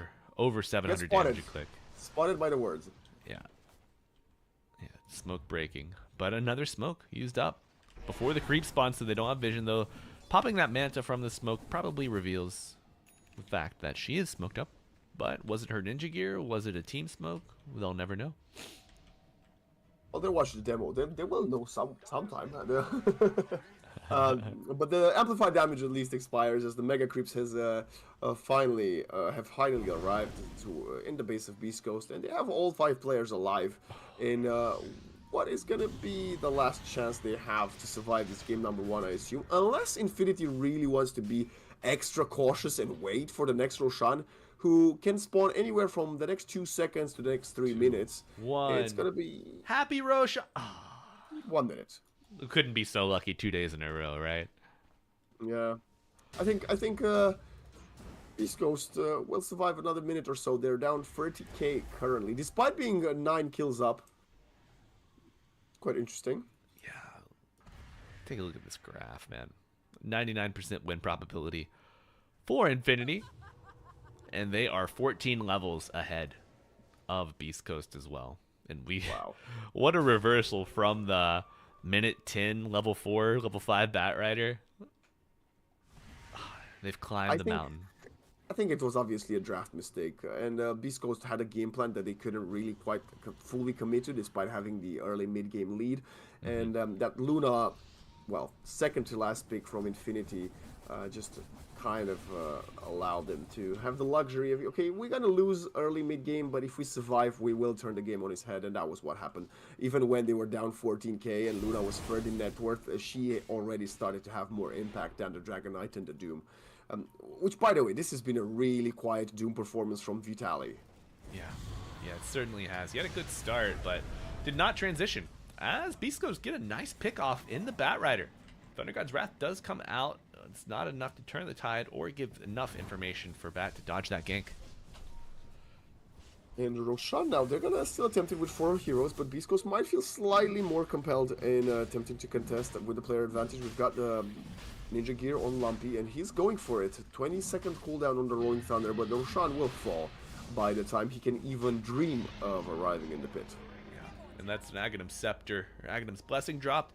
Surprisingly enough, Luna takes it and consumes it immediately. Not given to the Weaver. What Katara playing his own game. We saw him dodge the mid-game ganks so Lumpy. well. Lumpy going in. They are smoked up on the side of Beast Coast. This Dragon slowing Kataro to hell and back again. Ryu gonna use the BKB as Kataro walks over to the Dragon Knight. Michael will use the time lapse pretty early in this fight. Kataro is slowed continually by the Dragon, but the form has expired, and now it is time for Infinity to charge ahead. Looking to embrace Pyke here with open arms. The Glimmer Cape gonna buy him a little bit of space and time. Has the overwhelming blink in the Rattle Cage, so this Luna doing so much damage could bite you in the ass here. This Doom really needs his level 25 to get the mute, but he's very far away, full level from 25. Currently 2 levels behind the Weaver, position 5 as a Glaive will probably show, but oh my god. When did the Wind Waker get purchased by the Mars? Well, you know, I didn't think we'd ever see it with his early game, but it has arrived, and he's also got the Refresher Orb. Arena gonna come out number 1. Limiting Lumpy in his rolls, and Pyke gonna pop the Black Dragon for him too. Gotta expect Ryu to pop this. Yep, Refresher, so another BKB, another Arena, another Wind Waker available. Though PP gets doomed up, this BKB not gonna save him from it. Vitaly on top of him, and Lumpy gets to the outskirts of the fight. He's able to come back in and get a nice swashbuckle onto 2, getting PP and Mars dead. The Beast Coast, they still have some fight left in them, though they do lose their Pangolier, lose their DK, and they're gonna lose their Doom here. Michael on the hunt, but a nice blink to the high ground. Gonna buy a little bit of time, and he gets the DP back out to the base. He is safe on the side of Doom, but I could not say the same for El Misho. Pops the BKB to lessen the damage, but it's still enough to get the kill. Tiger gonna claim that one.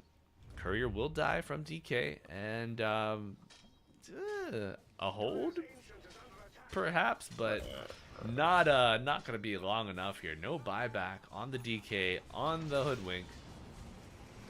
See the final Rolling Thunder coming out from Lumpy with the roll up, getting him to turn on a dime. Lasso onto the Rubik, gonna spell death and doom. They have a Fortify. Fortify is available for the Ancient. Michael gonna claim the kill onto Rubik here, and that will be GG at 49 minutes, just shy of 50. 37 to 45 kill count in favor of Beast Coast, but the pendulum did not swing in their favor as Infinity claimed a victory in game 1.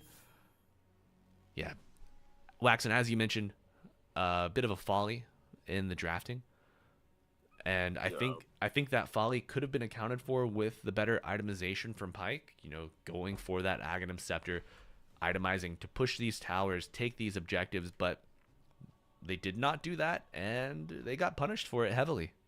Infinity. Can we take a quick look at the player items timeline, my friend, just to show everybody at home? We completed the Disperser on the Pangolier, minute 28, and then it was another 15 minutes until the next item arrived. So 28 for the Disperser, and then nothing until 41 for the Octarine.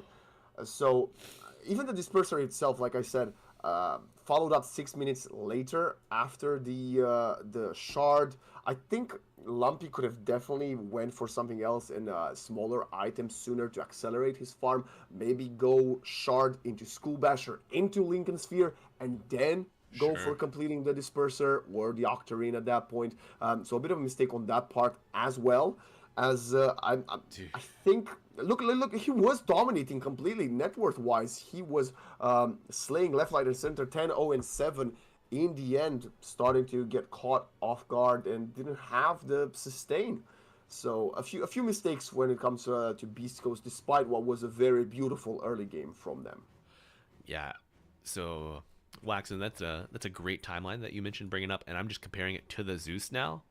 Yeah. Zeus went from Manta Phylactery in that time with the Shard to having Dragonlance, Hurricane Pike, Hyperstone, Bloodthorn, all before Pangolier had his Octarine. So, yeah, tough itemization choices off the back of a tough draft, perhaps, for Beast Coast, and we will see if they can turn it around as we take a short break before we get into Game 2, my friends, and we will be back in about... But he's losing his teammates. Can Yatoro do this? He's going to go over towards Seb, but the Glimmer Cape is there. Tomato's there, though. And he's going to turn over towards Tomato. They've got the cookie in on towards the Morph. He's losing his mana. Yatoro able to focus Tomato down here with the illusions. Tomato's getting low. He's cleansed up. There's a heal coming in. Can Yatoro make another jump? He's looking for his target. He's going to head over towards Ari. Spear? Tomato with the Storm Spear is there. In fact, it catches him and kills him off. Ari with the outplay. Ari is playing like a beast. And there's nothing for Mira to do there. Poshka's watching from the side, maybe looking for a stomp setup. He's not going to get it, though. With the root instead, on towards Seb with the Brambles. Jump in and a jump out from Lal. It's a little low on the mana. The Supernova comes out. They're not going to try and kill it. They'll let the Spear from Collapse finish off Ari. The arena's down. Now they're ready to go back in for round 2. They look towards Seb. Seb caught in the arena. Tomato turns up. The Infest is there. Gives a bit of a burst heal to Seb to keep Seb fine. And it's ended up being Lal that's dove under the tower for this. He gets punished. Lal's out. Mira will manage to TP away. BZM, Yeah, he'll this get is the a torrent. deep one. He's going in for this one. Beyond the tier 3, but the Yours is there. Mira will be able to dodge the combo. Whisper's still ready to go, though. Jumps in with Tomato. They're diving into the base here. He's on towards Collapse. It's deep. They've got to be a little bit careful here, OG. I don't know if they can continue to try and get away with this. They're on the retreat. Lal will try and drag back Tomato. They've got the arrow, but the spin, it's not going to catch him. Tomato looks to turn, but he's still getting torn apart by Yatoro. Yatoro's back in action, and he's cleaning up. OG, they stuck around for too long. They've lost 3 of them. BCM also in trouble.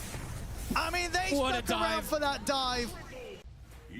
Spirit playing around their vision. They have that one ward they just placed. Starting to jump out with a Wind Waker. Collapse. Lotto. Gem is on top of him. They've got eyes on him. They'll head back for now. They'll turn with the Bramble and the Cursed Ground down onto Whisper. Tomato's got the BKB. Tomato. He's still getting torn apart, but he's got the Axe. We'll be able to jump inside of Yatoro for now. Yatoro also getting caught by the Fiend's grip from Ari. And that's a good grip. That's a big grip. He's out for 90. Great they kill off the Luna. Now they're ready for more. Let's see if they can find Collapse. Whisper jumps up to the high ground. Collapse trying to run away from them. Ari, he's got Sleep back up. Be able to put his escape to a stop. Sets up for the X-Mark drag back. They'll get both the carry and the offlane here. 2 kills, both going the way of Tomato. I mean, you said things have been a bit slow from Ari with the grip. Finds it. But when he hits the big ones, he hits the big ones. It gets them the biggest kill they could hope, knocking out Yatoro for over a minute. Pretty much perfect opportunity they could get there to bring things back for them. Tomato chasing forward with his brand new axe. Top. He's going to try and stand around and fight. We'll have to zip TP. Didn't have anything to put a stop to that, even though his BKB did come to an end. Maposhka, on the other hand, though, he will die as well, was the case for Mira. So after it all, it's going to end up with Spirit losing 4 heroes. OG, they've pretty much done it in terms of rectifying what went wrong earlier. They must have got the Seb speech, I guess. I think they did. Age is still on Whisper, and yeah, they have double hexes at the moment on the side of OG, so have to watch out for these catches. And yes, all 3 BKBs at the ready. Oh, Collapse. He's been caught by the hexes, as you say, and he's out. Has got buyback available. May need to use it here, as he's otherwise out of the game for 80 seconds. Ooh, I don't know if he saw the second one, because he stepped up a little bit far. It's all right. He's going to consider getting in position. They're going to try and go for BZM. BZM, he's going to get safe for now by the sleep. He's able to put the BKB. He's going to get healed up as well by Tomato. They keep BZM alive. The Supernova's out. Spirit, they've got to head back to the fountain. They've got to head back out of the fight. Collapse will jump in for the spear catch onto Tomato. They get the pushback with the fear. The full-on control with the vortex. Yatoro's in with the damage. It's enough. They're taking Tomato out. Spirit will hold, and they'll chase out for more. The spear push back onto Whisper. A double kill for Yatoro. They get the catch onto BZM. They'll keep the game alive again. It's another hold. It's another triple kill for Yatoro. Tomato, put the rage. Lal heads in. We'll get caught by the Hex, but no follow-up. Yatoro's in. I mean, the jump, they've managed to burst through the cooker immediately. Collapse and Yatoro find BZM, and he's out of the fight as soon as it starts. Oh, this is so awkward. They're trapped in the corner. I mean, what do? Does he buy back? There he is. BZM's going to buy back for this one. There's the jump on the backlines, but Ari's got the Axe Fiend script. He's controlling the Storm for now, but Yatoro. Lyle doesn't really care. He's perfectly able to zip over to the safety of the left side of the fight. Yatoro, though, will go down. They stuck on him. Now, the question is if Yatoro wants to buy back. Does he want to try and turn their efforts in this fight, try and get it back their way as Lyle's getting run down by Whisper? Still with not a lot of mana to play. It looks like Spirit are just going to try and write this fight off. Miposhka will turn with a stop, but the Hex is there in time. OG, they're going to be able to take down the ET as well. See what they can get away with. Tomato in with the Rage, working on the tier 3. Safety of the X-Mark drag back. He'll get caught by a Stomp. Collapse. He's taking it back over, but he gets caught by the Hex. Lars with the BKB. Whisper. Where'd he go? In an instant. He's gone. He'll buy back. The feed script's there on the Lar, but it's not enough time to lock him down and finish him off. He'll still get caught by the X-Mark, though, and he's But Tomato. dead. Oh my God, the They're getting damage. the clean up. 3 dead on Spirit. They have to use the buyback. Shatoro's back in. Maposhka's back in. Mirror's back in. The silence down onto BZM. They're going to try and take him down twice, though. Still has this Aegis, of course. The Spear will get him. Holy shit, everyone's just dying in an instant. I mean, can they keep BZM safe on the second round? Tomato and Ari heading up. They'll use the sleep to try and protect BZM from any sort of combo that's thrown down, and then they turn towards Collapse. They get over the Hex, the drag back there for the Vortex. Big damage. They've killed on Whisper. It's a die back on the Timbersaw. Lol turns over towards BZM. He's in on top of him. BZM trying to run up towards the high grab. Yatoro finds the Lucid Beam to finish Tomato's him off. alone. It's a double kill. Tomato caught by the Hex. Spirit, they clean it up.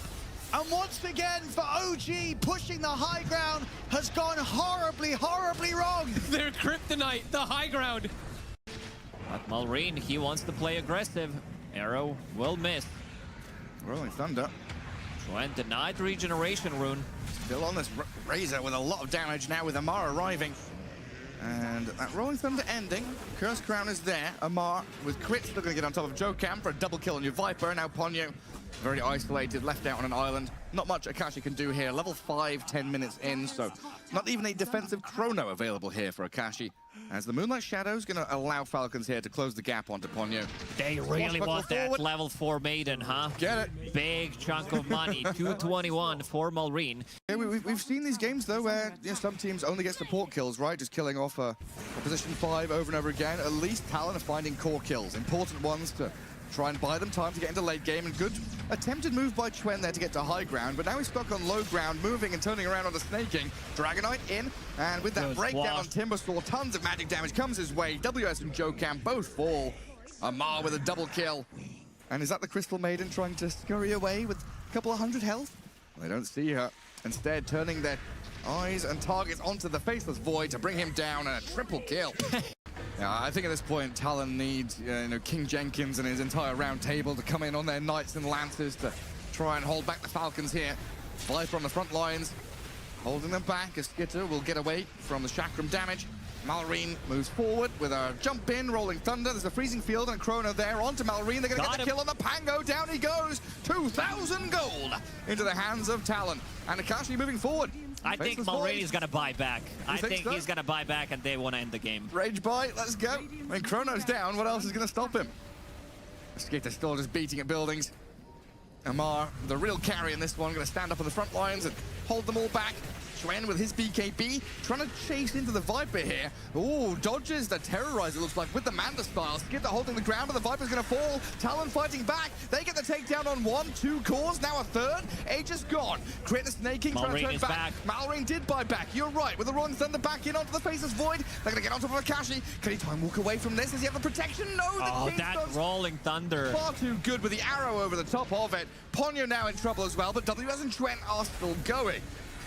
Snaking has that leap to get a bit of distance off Malrine and Crit. Turn back around. They've got the firepower here to bring down Chuen.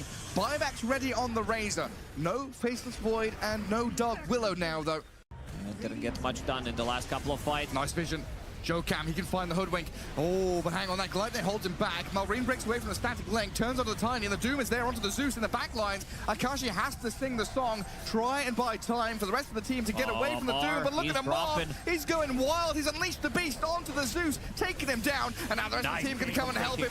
Snaking with the bubble, saves the Doom, the turn on the Nagasar, and brings Akashi down to the ground, and Chantra's in trouble as well, and Falcons pummel Talon, absolutely annihilate them.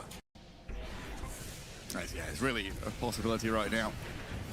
Gleipnir here onto this Razor. Might have to BKB, a good amount of damage and control on the Weaver. Pops the Aegis immediately. Sharpshooter's coming, trying to aim it in onto WS. They've lost Snaking, crit nearly falls, but Amar and Skit are going to work in the actual fight proper, killing off the Razor. Jokan, Ponyo, Akashi is now turning tail and running, but the Gleipnir once again cuts them off, holds them in place to find the 2 support kills that the Falcons will gladly take. Team Falcons, there's a tier 2 standing top, so they can't go for the full megas or anything like that. But Skitter will get himself down to low ground. Look at this tiny crit, gonna scurry away, but blasted by the Zeus. Good pick by Chuen. Akashi, though, the one in trouble. Naga down with buyback available. Might have to come back into the fight because WS is in serious trouble. Draining damage from Amar, but Malrine stands his ground and takes him down. The Doom and 2 supports and Falcons are gone, but Skitter and Malrine offer a lot of damage and still stay reasonably tanky. Tiny out for 50, and Chuen gonna have to try and heavenly jump back to Mount Olympus. Malrine is zoning. This is not where you belong, Zeus. No matter how many family members you've got, looks like they're all dead at this point. The illusions of the Dragon Knight will kill him off, and he's dead for 70 now. Very mobile carry player. All right, Tower finally does die. Coil onto 2 as the Axe makes his rotation over, but Quinn taking a ton of damage. Whisper gets off the Primal Split, a dead Leshrac again. Seb will be the trade for now. Now Ace on the run. Illusory Orb clips 2. Tomato even makes his way over as well as Ace trying to get the call, but not going to find anyone. Ends up dying. Doraccio with a timed... Okay. Time-lapse did go off, but now the Chronosphere comes in, getting all 3 teammates in the area. Result here with the phase. Master. Do they have the damage? Primal split does go off. And Whisper, oh man, the Pulse Nova is ripping right through him. Still sticking around though. Gets one more stun with the Urk Panda as Tomato comes in, time dilation as well. More TPs coming in, Ace is ready, but the Chronosphere comes out. They have the damage to actually kill off the Lash. It's going to be close. Tomato has the Tomahawk away, but they do get the kill first as BZM gets basically soloed by Ace. And now Tofu in the midst of a TP, but gets right-clicked into Oblivion. I mean, if you think of one Axe, I mean, I feel like it is Seb, though, right? Surely. Ace. All right, here we Another go again. Call comes in, dead shot, though, but the Split Earth is there to layer, and the Chop. Actually, I couldn't tell if the Chop was completely successful or not. Either way, the kill goes the way of Gaiman again. Ari now flame broken and lassoed. Looking for the call. Oh, yeah, that feels good. Can just... It's going to do more than that, huh? I know the dead shot clipped Doraccio in the end, but I'm surprised he didn't do more of a dent into Tomato there with the items that he has. Yep, dead shot. Ace. Now onto Ace. It's tanky. Already at half HP is Tomato closing the gap. As the Chrono, of course, will use it. The rest of his team will walk into it as they do. Awkward. Very poorly played there as Ace now calls, looking for a potential chop, but Tomato time walks away. And Ace was using the Bloodstone there. The coil's going to snap, and he's still very tanky, but eventually OG gets what they came for. Tomato, though, lassoed and soloed essentially by Tofu.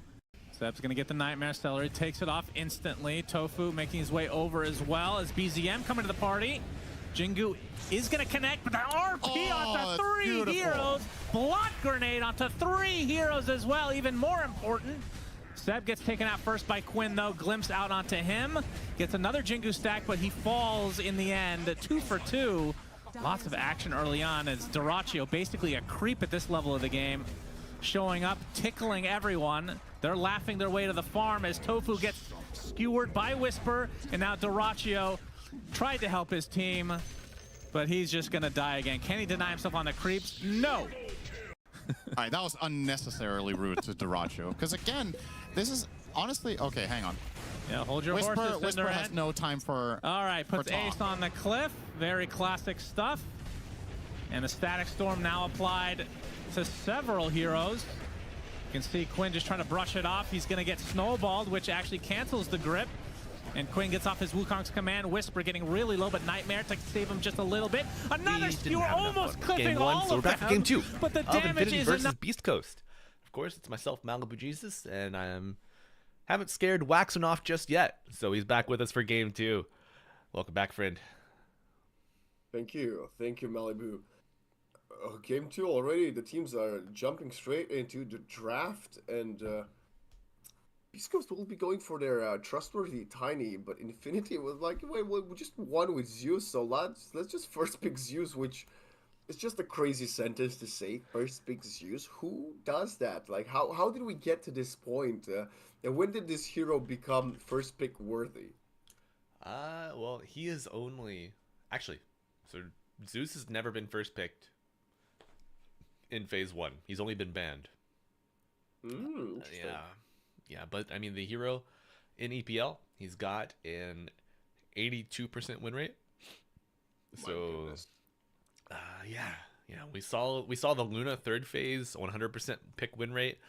That's still intact, by the way. You believed it might change, but no. Or sorry, 83%. So it has gone up. It's gone up. Hawkers, I guess there's a change in some sort, but not the one you were hoping for, my friend. As the teams are also, sorry. She's gonna get nerfed, man. She's gonna get nerfed, and I'm so sad about it. You've got no chance. I've got no chance. But Waxen, what do you think? What do you think Beast Coast need to change to solidify their very strong laning phase, where they came out way ahead, like 10k ahead at some points? It didn't transition at all for them. What do they need to change to make that happen? I don't think they need to change anything. They just I've been pondering about this. Were they confused? Did they think they were gonna have overall? They weren't gonna have overall last pick. Because if that's the case, I understand banning the last few heroes, to ban the Terrorblade and whatnot, because they hoped they were going to get the Luna themselves, and then it was like, ooh, we did a mistake. We had overall last pick. Maybe that's what happened there. They need a late game condition. And if they can keep up the laning phase to the standards that we saw from them in game number 1 and throughout the rest of EPL World Series, they should be fine. But Infinity realizing that... They want to not see Elmicio play the Hoodwink again, and they'll take it for themselves. Yeah, Hoodwink had so many good bushwhacks, so many nice sharpshooter kills. The Gleipnir control as well, very, very punishing. And Infinity not gonna suffer at its hands, but Beast Coast gonna get the Bat Rider this time. Run it back. Actually, no, they steal it from Infinity. They swapped each other's support. And the Tiny Bat Rider is one of these duos that we had even yesterday. You mentioned this, Malibu, during yesterday's draft. All right, Core Tiny coming out, baby. I hope, maybe not. Hope not a Core Bat Rider. What about a Core Crystal Maiden? New tech and a new frontier. No, I mean, interesting. They're revealing it quite early. If Beast Coast could have went for something else, like the offlaner, Tiny could have probably still been considered a support, like we said, quite traditional support duo in this meta. But they really believe in this Tiny, and I assume it's going to be a Tiny Zeus mid. Both of these heroes want to build quite similar items, rushing, well, not rushing, but getting the Khanda at some point. And Infinity says, you know what? Let's just get back Ryu's Mars. He had a quite early game, but then when he managed to get his Yule Scepter Blink Dagger, he became a menace. So why not go back for it? You're running two gods, right? You got the Zeus and the Mars. Who can defeat these two gods? God Strat OP. God Strat OP. Yeah. Are there any other gods that are in Dota?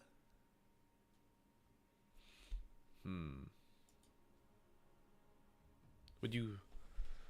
The Medusa fights gods, right? Is that a thing? Fights, Medusa... yeah. She lives in the realm of the gods, yeah. Yeah. Fights demigods regularly. I guess Mirana, right? Yes. Or Mirana's god is Selemene. She is bestowed, but I mean, if you count everybody that's given the favor of the gods, then everybody, you know. That's a good question. Tell us in the chat if you think there's any gods. And Malibu, have you watched Dragon's Blood, the Dota anime? Oh yeah, I'm a fiend. I am a bit of a Dota fiend when it comes to binging all the animes. First season was fine. Second season was awful. And even I loved it though, just because it gave me another look into the Dota universe. And third season, I think, was the best out of the three easily. Interesting. I loved the first season, and I think the first two were pretty good as well. And I thought we are gonna get Selemene in game. When Dawnbreaker came out, I was like, "What? It's not Selemene." Right. Anyway, maybe we'll have to still wait and see. Hopefully, season 4 will be in the works at Netflix, although I highly doubt it. As we get, this is not the same patch. Again, are they playing on a different patch? Ogre? Yeah. Magi? Yeah. I guess they. Ogre Magi, why not, man? Nice beefy melee useless, support. Yeah. What do you mean, why not? Nobody's playing this hero. They don't play it because it's not in a good point right now. And what is the point of it? Previously, we saw, I think, beastcoast banned the Bane. It's still in the pool for Infinity. They went for the Ogre instead. I guess he could empower the Zeus, so the lightning hands right clicks will be even faster than previously. But I'm not a fan. I'm definitely not a fan. So Ogre's had 2 appearances here in season 10. He's been paired with a Shadow Fiend in the safe lane. Well, I casted that game and it lost, right? Yep. Yeah, No, they won. Oh, maybe that was a different game then. Yeah, but it's been Prada on a Starbacks that's run the Ogre both times, and they won. They won both games. So Infinity maybe looking to steal a little bit of tech here from the other upper bracket team of Starbacks, and I mean I love it. You know, it's a rarity perhaps, but a nice laning partner for whoever needs a little bit of a bruiser in the lane. And I really like going the Ignite Bloodlust build too. I feel like it enables your safe laner. But same situation we had last night. We had a silencer attempt to counter the Batrider, and in the end that didn't work out at all. Why not pick the Vengeful Spirit? Still there. Works great with Mars. Works great with Hoodwink. It's good against the Bat too. Yeah, exactly. Has a longer range than the Ogre Magi stun. And, I mean, I don't know. Maybe there is, maybe the Bloodlust of Zeus is really the tactic that Infinity is going for, and the final pick they have overall last pick, and they might. What's still available? Lightstealer's banned. Morphling is available, and so is Gyro. So they will have one of those two to get, as Beast Coast will complete their draft with a puck. I like this. Beast Coast not coming here with any flashy stuff. I cannot wait to see a coil into lasso break or a toss outside of coil. Pretty simple execution. And although I'm not the biggest Phantom Assassin fan, I think just a couple of days ago we saw PA completely obliterate with her crits. Even was it yesterday actually? I think it was yesterday, Malibu. There have been a couple Phantom Assassin appearances. When picked in the second phase, she has, the second picking stage, she's got a 50% win rate. And then when she was picked in the third phase, she has a 100% win rate. So 80% win rate on the league total. But yeah, yesterday was a Phantom Assassin Masterclass. And with the beefy hero like the Mars, the Ogre Magi, even Zeus later, just due to the nature of his build, getting all of these stat items, has a high amount of HP. So the PA shard going to be very valuable, and it will break the lightning hands of Zeus as well. There's a Weaver still available. Weaver can build MKB, and I've always seen Weaver PA like counter for counter. Weaver can actually punish this PA, but then this PA can just get a lucky crit and slice you in half. Yeah. So maybe Morphling is the answer here. Maybe. Yeah, Morphling, great answer. Decent steals with the Avatos. But the Gorgon herself appears. It's the Squad of Gods. God Squad. Squad of Gods incoming here for game 2 between Infinity and Beast Coast. Ooh. We're getting a game 3. Yeah. I'm calling it out. I don't know what these picks are. Ogre, Dusa. I mean, yeah. Unless PP can pop off on the Zeus and shut down completely the course of Beast Coast, I don't I don't like this. And I suppose the plan is you're trying to force this Phantom Assassin into building a diffusal. I don't think she needs to. I think the crits will be there anyway to lower the armor of... Not the armor, sorry. The mana of Medusa enough to kill her. So... yeah, I don't see Infinity winning this one. But what are your thoughts on this, Malibu? You know, I think that Beast Coast have a really nice 3v3 with El Misho Tiny, Vitaly Bat Rider. This is oh my god, this is a 3-bat. Okay. So the CM Tiny roaming duo, kind of nice. They're a little slow until Tiny gets Boots Windlace, but he's able to make up for that poor movement speed of the Crystal Maiden with a nice toss back into the Nova Frostbite. And Frostbite, I think, is a busted spell currently at level 4. It has 50% uptime. Absolute insanity against the hero like Zeus, who does not want to get pinned down. Holds Medusa in place too. You can punish the Hoodwink before she gets the Scurry off. I think they link up with the Tiny with the Puck quite nicely. Maybe a little bit better than the Hoodwink and Ogre link up with the Zeus. But regardless, it's going to be an explosive matchup here as we get into Game 2 of Infinity versus Beast Coast. And I do think that Beast Coast have the upper hand. Their draft's a little more well-rounded than Game 1. And I think this PA, she doesn't necessarily have the divergent path of itemization where down 1 she can't hit towers as well as the other. You know, it's not like the Dragon Knight where he's going to be forced to get this Aghanim Scepter to be the ultra viable objective taker and tower hitter. So I give my prediction here to Beast Coast. Yeah, same here. I think a bit of a mistake here going for this unconventional Ogre Juice-up picks for Infinity. But at the same time, this is an offlane Bat Rider. Shades of Bone 7 about 9 years ago in Cloud9. Oh man, that's a name I haven't heard in a while. Representing my fellow Romanian compatriot is right here, Vitaly on the bat. And yeah, I mean, I'm gonna throw some shots here right now, Malibu. All right, let's hear them. Out of the 5 players of Beast Coast in the games that I've had the chance of casting this tournament, Vitaly has probably been the more quiet one, right? Moose and Ilmisho sometimes on the supports pop off, and obviously Lumpy plus Pike consistently putting up great numbers. And Vitaly's been really kind of in the shadow of these 4. So this Bat Rider, obviously a rather flashy hero for an offlane that's so squishy, might just be the moment he shines, putting the team on his back and taking them to this Game 3 of this upper bracket. Yeah, I'd love to see Vitaly make his meteoric rise as a dominant offlaner for the Americas here in the upper bracket semis, but he's going to use the Flame Break, trying to get away from this Ignite damage. Michael, as he used the Bushwhack, will not have another available as he TPs to the top lane. And yeah, I think I'm surprised that Doom or Vitaly didn't get as much farm as he should have on Doom. I feel like that hero should have just been printing money all game.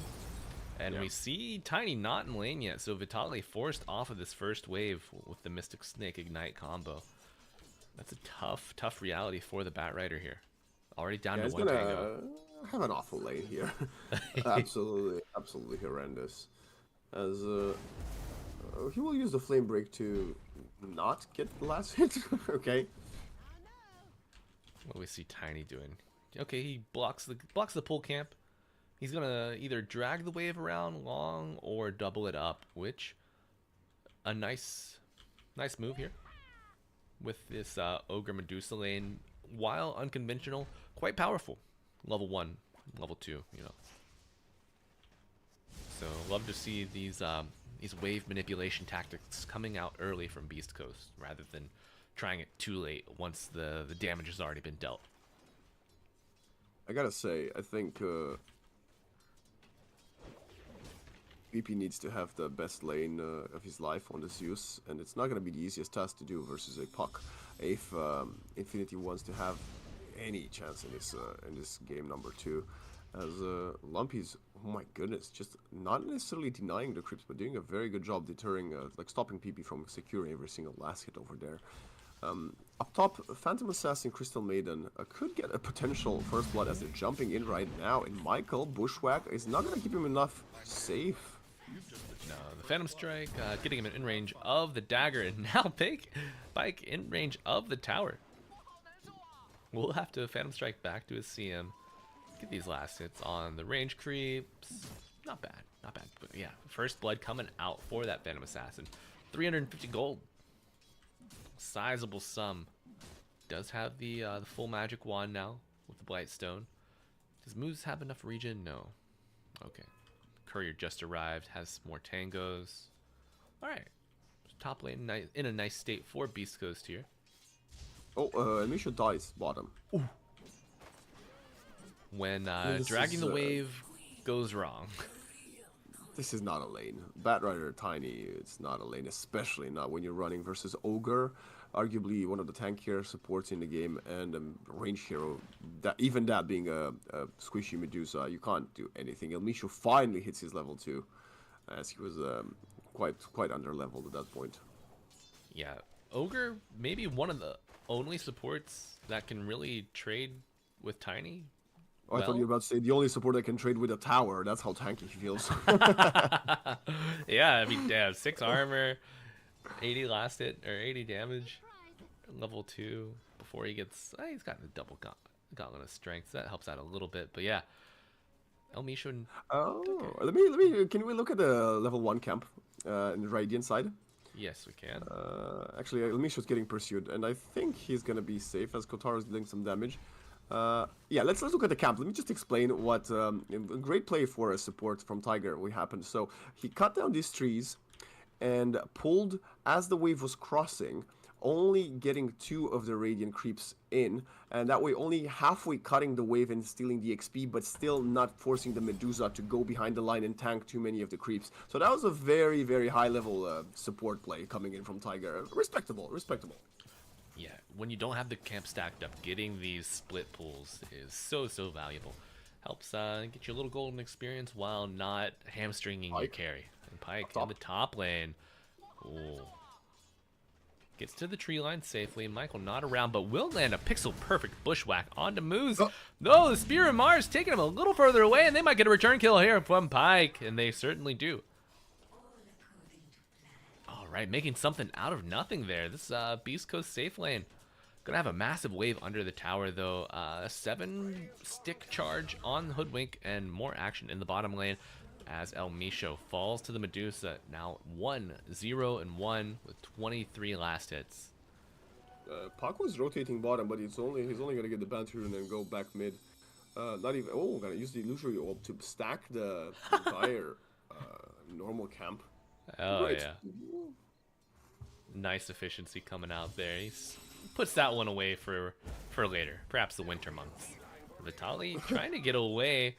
We'll use the flame break nicely. Buys a little bit of space. Yeah, this Michael could die here. If this PA wants to turn around, Michael could die, but the turnaround is actually coming from Ryu and Michael onto Moose. Yeah, nice latch on the tree with the Spear of Mars. Frostbite gonna come out. This is a 1-1-1 build from the CM, so she is gonna be able to put out a lot of her harass, but the Thunder God's Wrath. It also gets the Batrider quite low in the bottom lane behind his own tower, but getting that kill onto the CM, nice little boost of net worth for the Zeus. But another death on the Mars.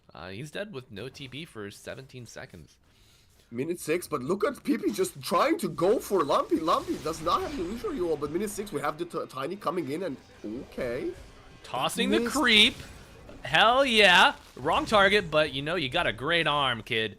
And PP not gonna get the chance to use his arm as Puck gonna get to the, yeah, he will drop to the orb.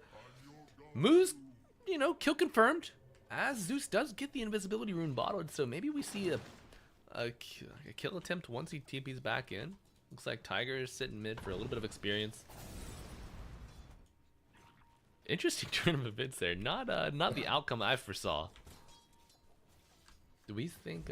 But now, right now, PA does not have the CM inner lane, so little. She has level advantage. I don't think there's any kill potential for Ryu, who is was actually just a few moments ago lower level than the Hoodwink. Hoodwink getting the XP of all the trades that they had up top. That's so, like, you're happy for your friend when they experience success, but it feels so bad when you're level 3 and your support, like your 4 is level 4 or 5. You're just giving them the side eye. And you're like, come on, man, this should be me. Should be my game. We do see Wisdom Runes go 1 for 1, each side claiming their own. El Misho really seems to be wanting this top lane. Came top, went back to get the bounty, and now coming to rotate up here, and Ryu is slowed down. I think El Misho might have the movement speed necessary to catch up to him. Oh, yeah. Yeah, this nighttime movement speed buff is so nice for these rotations. And Michael looks to be in danger here as he gets hit with the crit. Fake claiming another kill. And see him 2, 2, and 4. Her game state kind of nice. Almost level 5, has the brown boots. So at nighttime getting that movement speed buff coupled with El Misho, we see the 3-person dive come out from Infinity. They will claim the Dire offlaner. Batrider falls. He is level 6 though, so does have the ability to skill lasso. We'll love to see him get an early use on it. Only going for the Bone 7 build, rushing travel boots a very long way off as Ryu dies again up top. No TPs to help him, but he's quite tanky, way tankier than the Batrider. He might just get a trade kill, but no. El Misho survives. Yeah, great kill coming out there, keeping this Mars having just as rough a game as he did in game 1. Maybe even worse now off the back of that 3rd death. And Lumpy has the regen rune activated, still ticking. And he is getting got on by 2. Drops the Dream Coil. Moose has arrived. Spells at the ready. Now has mana for the Frostbite and has a 3 wand charge that she will use. So CM gonna help get that kill. El Misho confirming it with the tree throw. Now PP looking for more, a little bit of revenge. But this dish, best served cold, will not be served at all. PP low mana. One of my biggest problems is that this Phantom Assassin has a Blightstone, which is great. Like, she can get involved. She's already been involved in 6 out of the 8 kills on the PA, whereas this Medusa, okay, she's 2-0-1, but she can't replicate that. Like, Medusa does not want to join a team fight, at least not for another 15 minutes. And Vitaly, okay, is trying to steal some of the neutral camps. She's farming down bottom, but again, Medusa, even when you have free farm, okay, with support, toss into the puck. This is a tanky ogre. I think Moose might get traded right there by PP. Decent trade with PP getting the kill there. And a second death on the other support. Michael gonna claim the gold for that one. But PP loving all of this experience coming his way. And in 4 seconds, he will have Thunder God's Wrath. There's no way to get the mana he needs.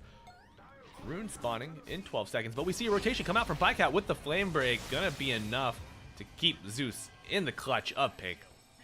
Beautiful kill coming out off the rotation of the Phantom Assassin. Rare. What I just said. Yeah, it gets involved early. You know, Waxen, I think that might be the voice in Pick's head. I think I know what I'm talking about. That's it. Infinity, if you're looking for an analyst, I mean, I'm willing to do it. Well, I guess I would. If they need me. Don't pull my arm or twist my arm about it, but yeah, I guess I could help him out, right? The old humble Waxen.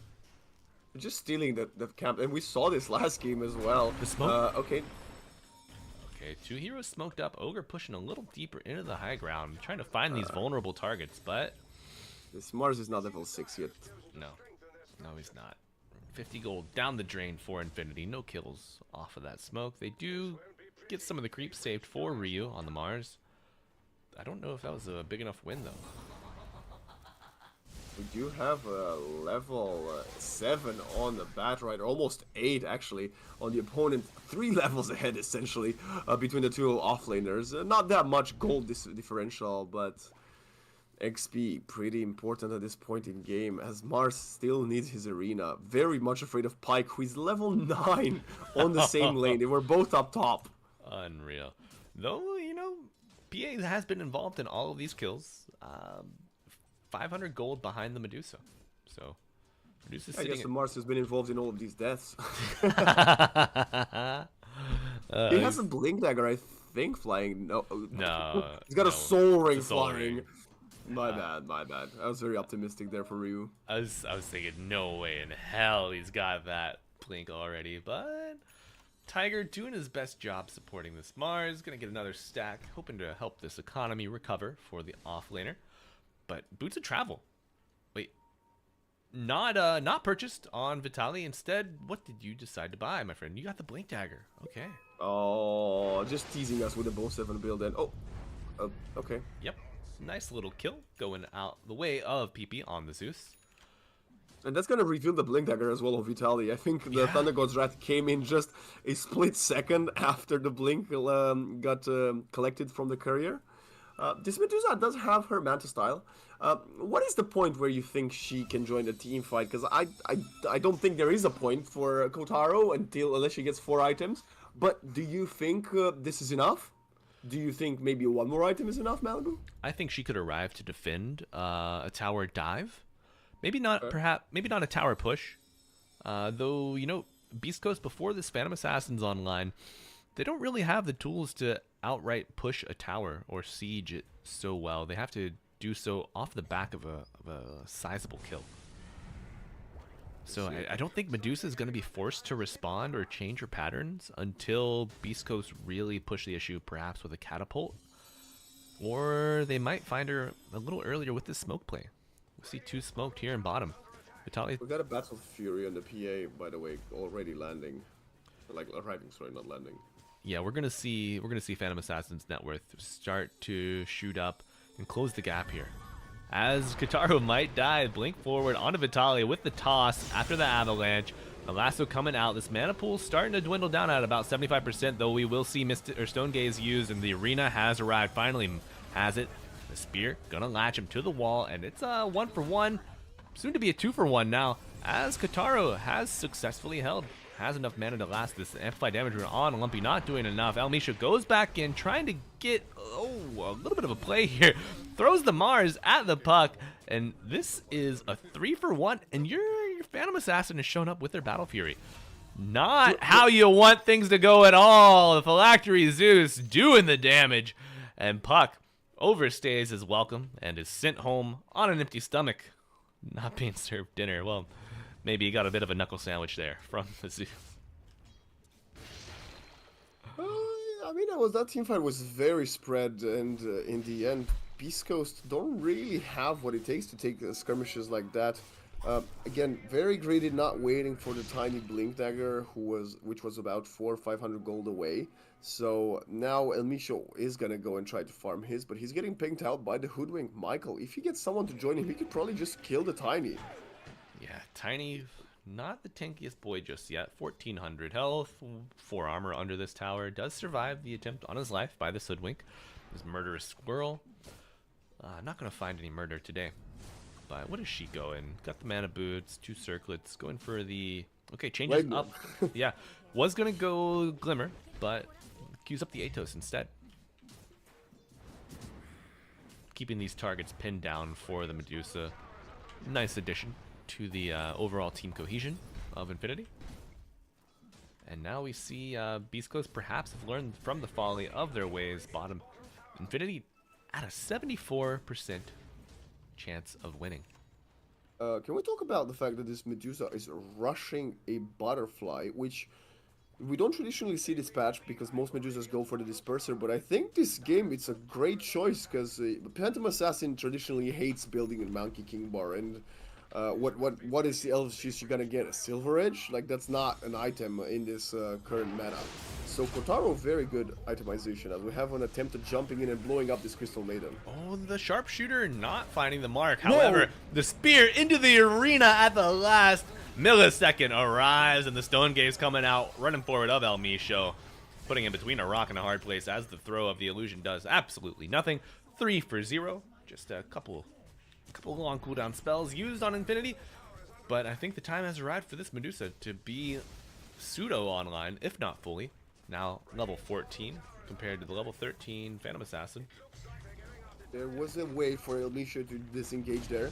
He has 2 circlets on him, and the courier arrived as he was getting pounded. If he would have swapped the circlets in the backpack, blinked out, it would have been a nice play. Probably still would have gotten caught, but you know, at this point, I'm looking for any opportunity that Beast Coast has to keep themselves in this game, because I thought they were gonna just take over the mid game, but it's the other way around. They are losing this mid game, and I don't really I mean, I'm gonna put it on the back of the fact that they're running a Batrider core, but otherwise they are definitely not chaining their utility correctly. Yeah, yeah. We saw the mischain happen off of the impatience of the Tiny not having his blink. You know, if they wait for that blink dagger before they make the move on the Medusa, or perhaps if they even go on a different target, I think it's a better choice. But it's just been a bit of a cascade of negative effects off the back of that for Beast Coast, and now they're left empty-handed as they are 4K behind this Medusa, backed up by the rest of the Infinity Squad. And I mean, Battle Fury PA gonna be nice, but dude, we do see her she has the BKB into the Monkey King bar, Waxen, so really forcing the hand of this Phantom Assassin. Michel breaks the smoke and blinks away. Very good from the Tiny, and he's not even gonna get caught. We'll buy some more time for this Phantom Assassin to farm. As okay, Kotaro's still smoked up in the triangle. He's got the butterfly. And what is this Ogre doing? Okay, Ogre versus Tower. Ogre wins. Ogre versus Tower, and Tiny Ogre wins. And then, you know, reinforced by the Mars. No respect for the 1v1, unfortunately. Mars just wants to get a little bit of payback, a little bit of vengeance for what they've done to him last game and this game. Yeah, but this time he's gonna have a Yule Scepter probably sooner than in game 2 when he got it about 22-23 minutes. And Kotaro's right-clicking away this tower, and his next item is not gonna be an MKB. He's going for the Daedalus. He does not care about this Phantom Assassin one bit, thinking that the Zeus might just blow her up, but she does have a 9-second BKB. Yeah, that BKB gonna help out against the threat of the Zeus. But I mean, these split shots, you know, some of them are gonna hit. And PA only has like what, 1900 HP on treads and strength treads and pupil's gift, so maybe can live here. As Elmisha with the blink Avatos into the arena. Crystal Maiden removed from the map, and Tiny soon to follow. Radiant on the high ground here, looking to take another tier 2 tower, and the Beast Coast not having the tools to stop it. Pick blurred up. Oh, the blink from Vitali! Doesn't get a lasso onto anybody. Instead, it gets hit with the Fire Blast, gets hit with the Spear of Mars, and a third death for Beast Coast. Oh, God. Are you putting a question mark at that? I hope so. It's a core Batrider! Oh no! What is he gonna... Oh. He threw a I got an flame break idea! in the coil. Let's spear the Mar! Or spear the puck! Yeah. Okay. Yeah, core Batrider, tough. Very tough. He's got a blink dagger. Okay, he's got 2 pieces of a BKB, but like until he gets it, it's just dead net worth on him. And this is gonna be the second tier 2 tower falling. And Kotaro doesn't want to stop. He's about 1,000 gold away from completing a Daedalus minute 20. He's gonna have it pre-minute 22, which is absolutely incredible. Meanwhile, Pyke is doing his best to farm, but he is now forced to go for an MKB after this Black King bar on the Phantom Assassin. It's not looking like a good time to be a Beast Coast fan, as they are about to suffer their first loss in this tournament if this PA doesn't get very lucky with a few crits. Yeah, and it looks like Medusa is going for the Monkey King bar. So perhaps just throwing us through a little bit of a loop. And they will claim, maybe, positioning for the Tormentor. Some dire heroes in the neighborhood. No orb for 3 seconds.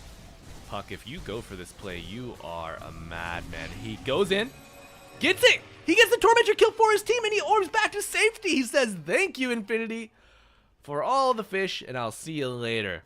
Shard only going to the Tiny, so, you know, not the most consequential. But, you know, that Tiny, with the net worth boon, going to be that more valuable as Zeus gets the Thunder God's Wrath kill. Is he forced to 3 TPs there, I assume? Another worst, I mean, what is there to do for this Tiny at this point? He's not even level 8. He's 3 points in Avalanche, 2 in Toss. Cannot even burst the Hoodwink, as Kotaro is right-clicking Moose, but Moose should be fine. But Kotaro also doesn't want to leave, just chilling in his bottom lane, wants to kill the Creep Wave. Has the MKB completed? This is incredible. What is his current gold per minute. 760 at minute 21. Wow. Ryu finds the split pushing puck, gets the Yules off, but misses the Spear of Mars. The phase shift gonna buy him a little bit more time. Orb is out and the jaunt occurs, but the Arena of Mars has been constructed, and he does have a blink, but apparently, what? You know, blink's a great item, but you do have to click it to use it. It's only 3 points in phase shift. The last 2.5, so maybe the very split second that he had wasn't quite there fully. In Also, the end, I think no, okay. No shard on Mars yet. Yeah. I was like, could the fire trail have gotten it? This ogre's tanking the Roshan, by the way. It's not even the Medusa tanking it. Oh, smoke up from the Phantom Assassin.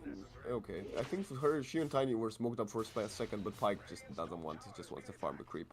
Yeah, Pike is on mode dodge until this Monkey King bar is picked up, and even then, once that's acquired, I still don't know if you can really fight into this Infinity lineup. I mean, we've seen crazy. There's a rapier in the quick buy for the Phantom Assassin. So, I mean, in a different world. Level 18 is quite strong. I assume 20% stifling dagger damage should be what we will see when he gets level 20 on this PA. Yeah. Getting a nice amount of gold and experience from this split push, though you are getting your high ground pressured. You're trading tier 1 for a tier 3. Not ideal. It's already down to under half health. Tier 3 gonna fall. So you're just down at all completely. Yeah. I Pops mean, the Lotus, get the mana back, and they're gonna right click the range racks. Certainly gonna be a lane. No, made it in tiny. Sorry, Malibu. They're just going away. They're like, okay, we're gonna give away our racks. So I will say, that I do appreciate that Beast Coast, even though they're losing this lane, obviously, and likely gonna lose the next one.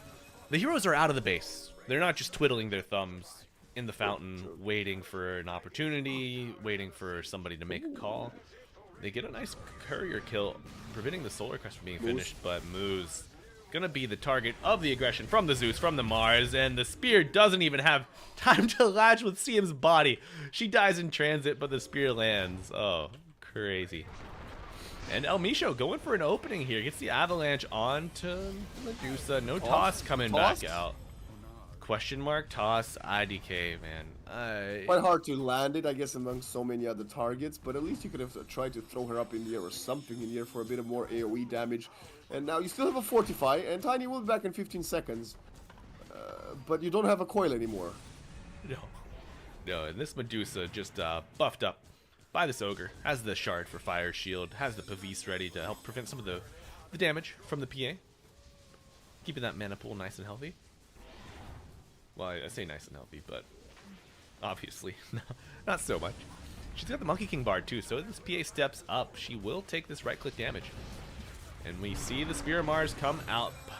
Puck goes in, toss back coming out, and the Yule Scepter used on Mars to interrupt his attempt here.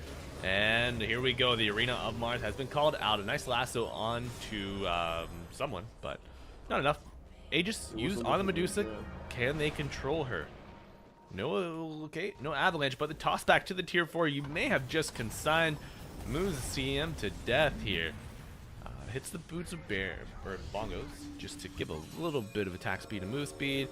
Medusa still in this fight. No mana. What is happening here? Toss back to save the Bat Rider, but I think you maybe wanted to throw the Medusa instead. Now BP is in, and he is angry. A wicked 6 streak for the Zeus. A double kill for the Medusa. This is a very rough game for El Misho, not just because he's 1-10, but his Tiny has definitely not worked out in his favor. The tosses are not connecting, they're not even coming out. He's very underleveled. And compared to some of the other heroes we've seen El Misho play this tournament, like the Hoodwink, like the Techies, I believe, this Tiny is not in his wheelhouse.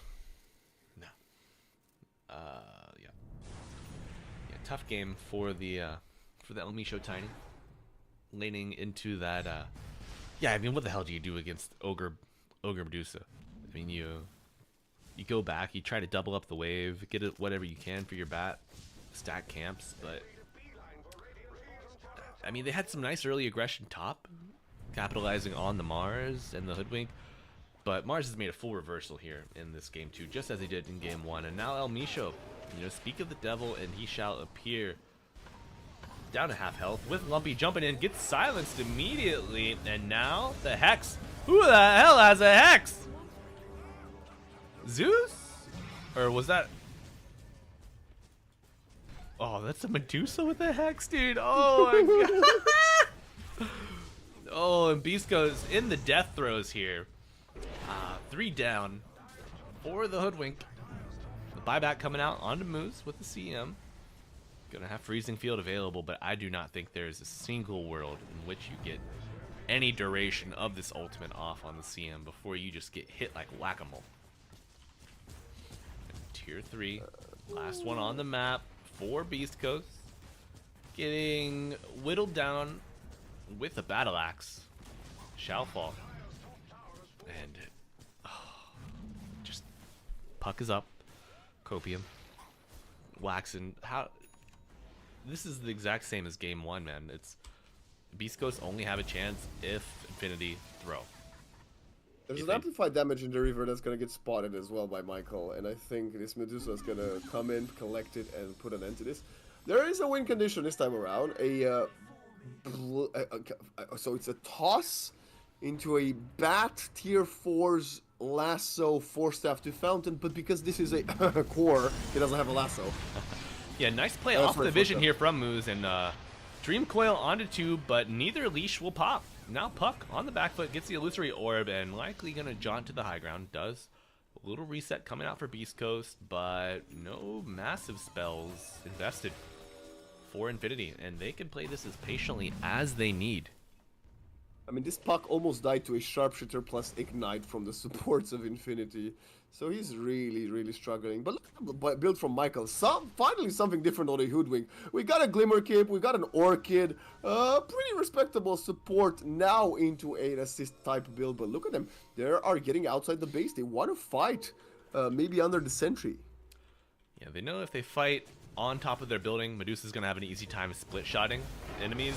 And they're going to have an easy time killing that Puck with the Medusa plus Illusion plus Thunder God's Wrath, L plus ratio for Beast Coast here in game 2. Kataro, healthy, bouncing baby snake person. And they Hype are... is... okay, finally TPing. He was just chilling next to the camp outside.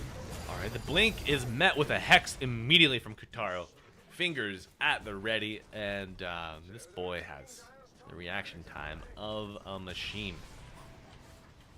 Pyke searching with a dagger, but Zeus gonna disjoint it with the Manta. Sure, why not? Just really continue to dash the hopes of Beast Coast here as Mega Cleaves are claimed. And the Arena Spear combo, we see another pixel perfect shot from the Mars. BKB used to get out. And now Beast Coast holding against 5 heroes plus a Mega Creep invasion. With these power illusions, oh my god, they smoke up, going for the reverse play here. Vitaly leading the charge, BKB Blink at the ready. Massive avalanche onto 2 with the Medusa tossed into the arms of Beast Coast with a lasso follow-up.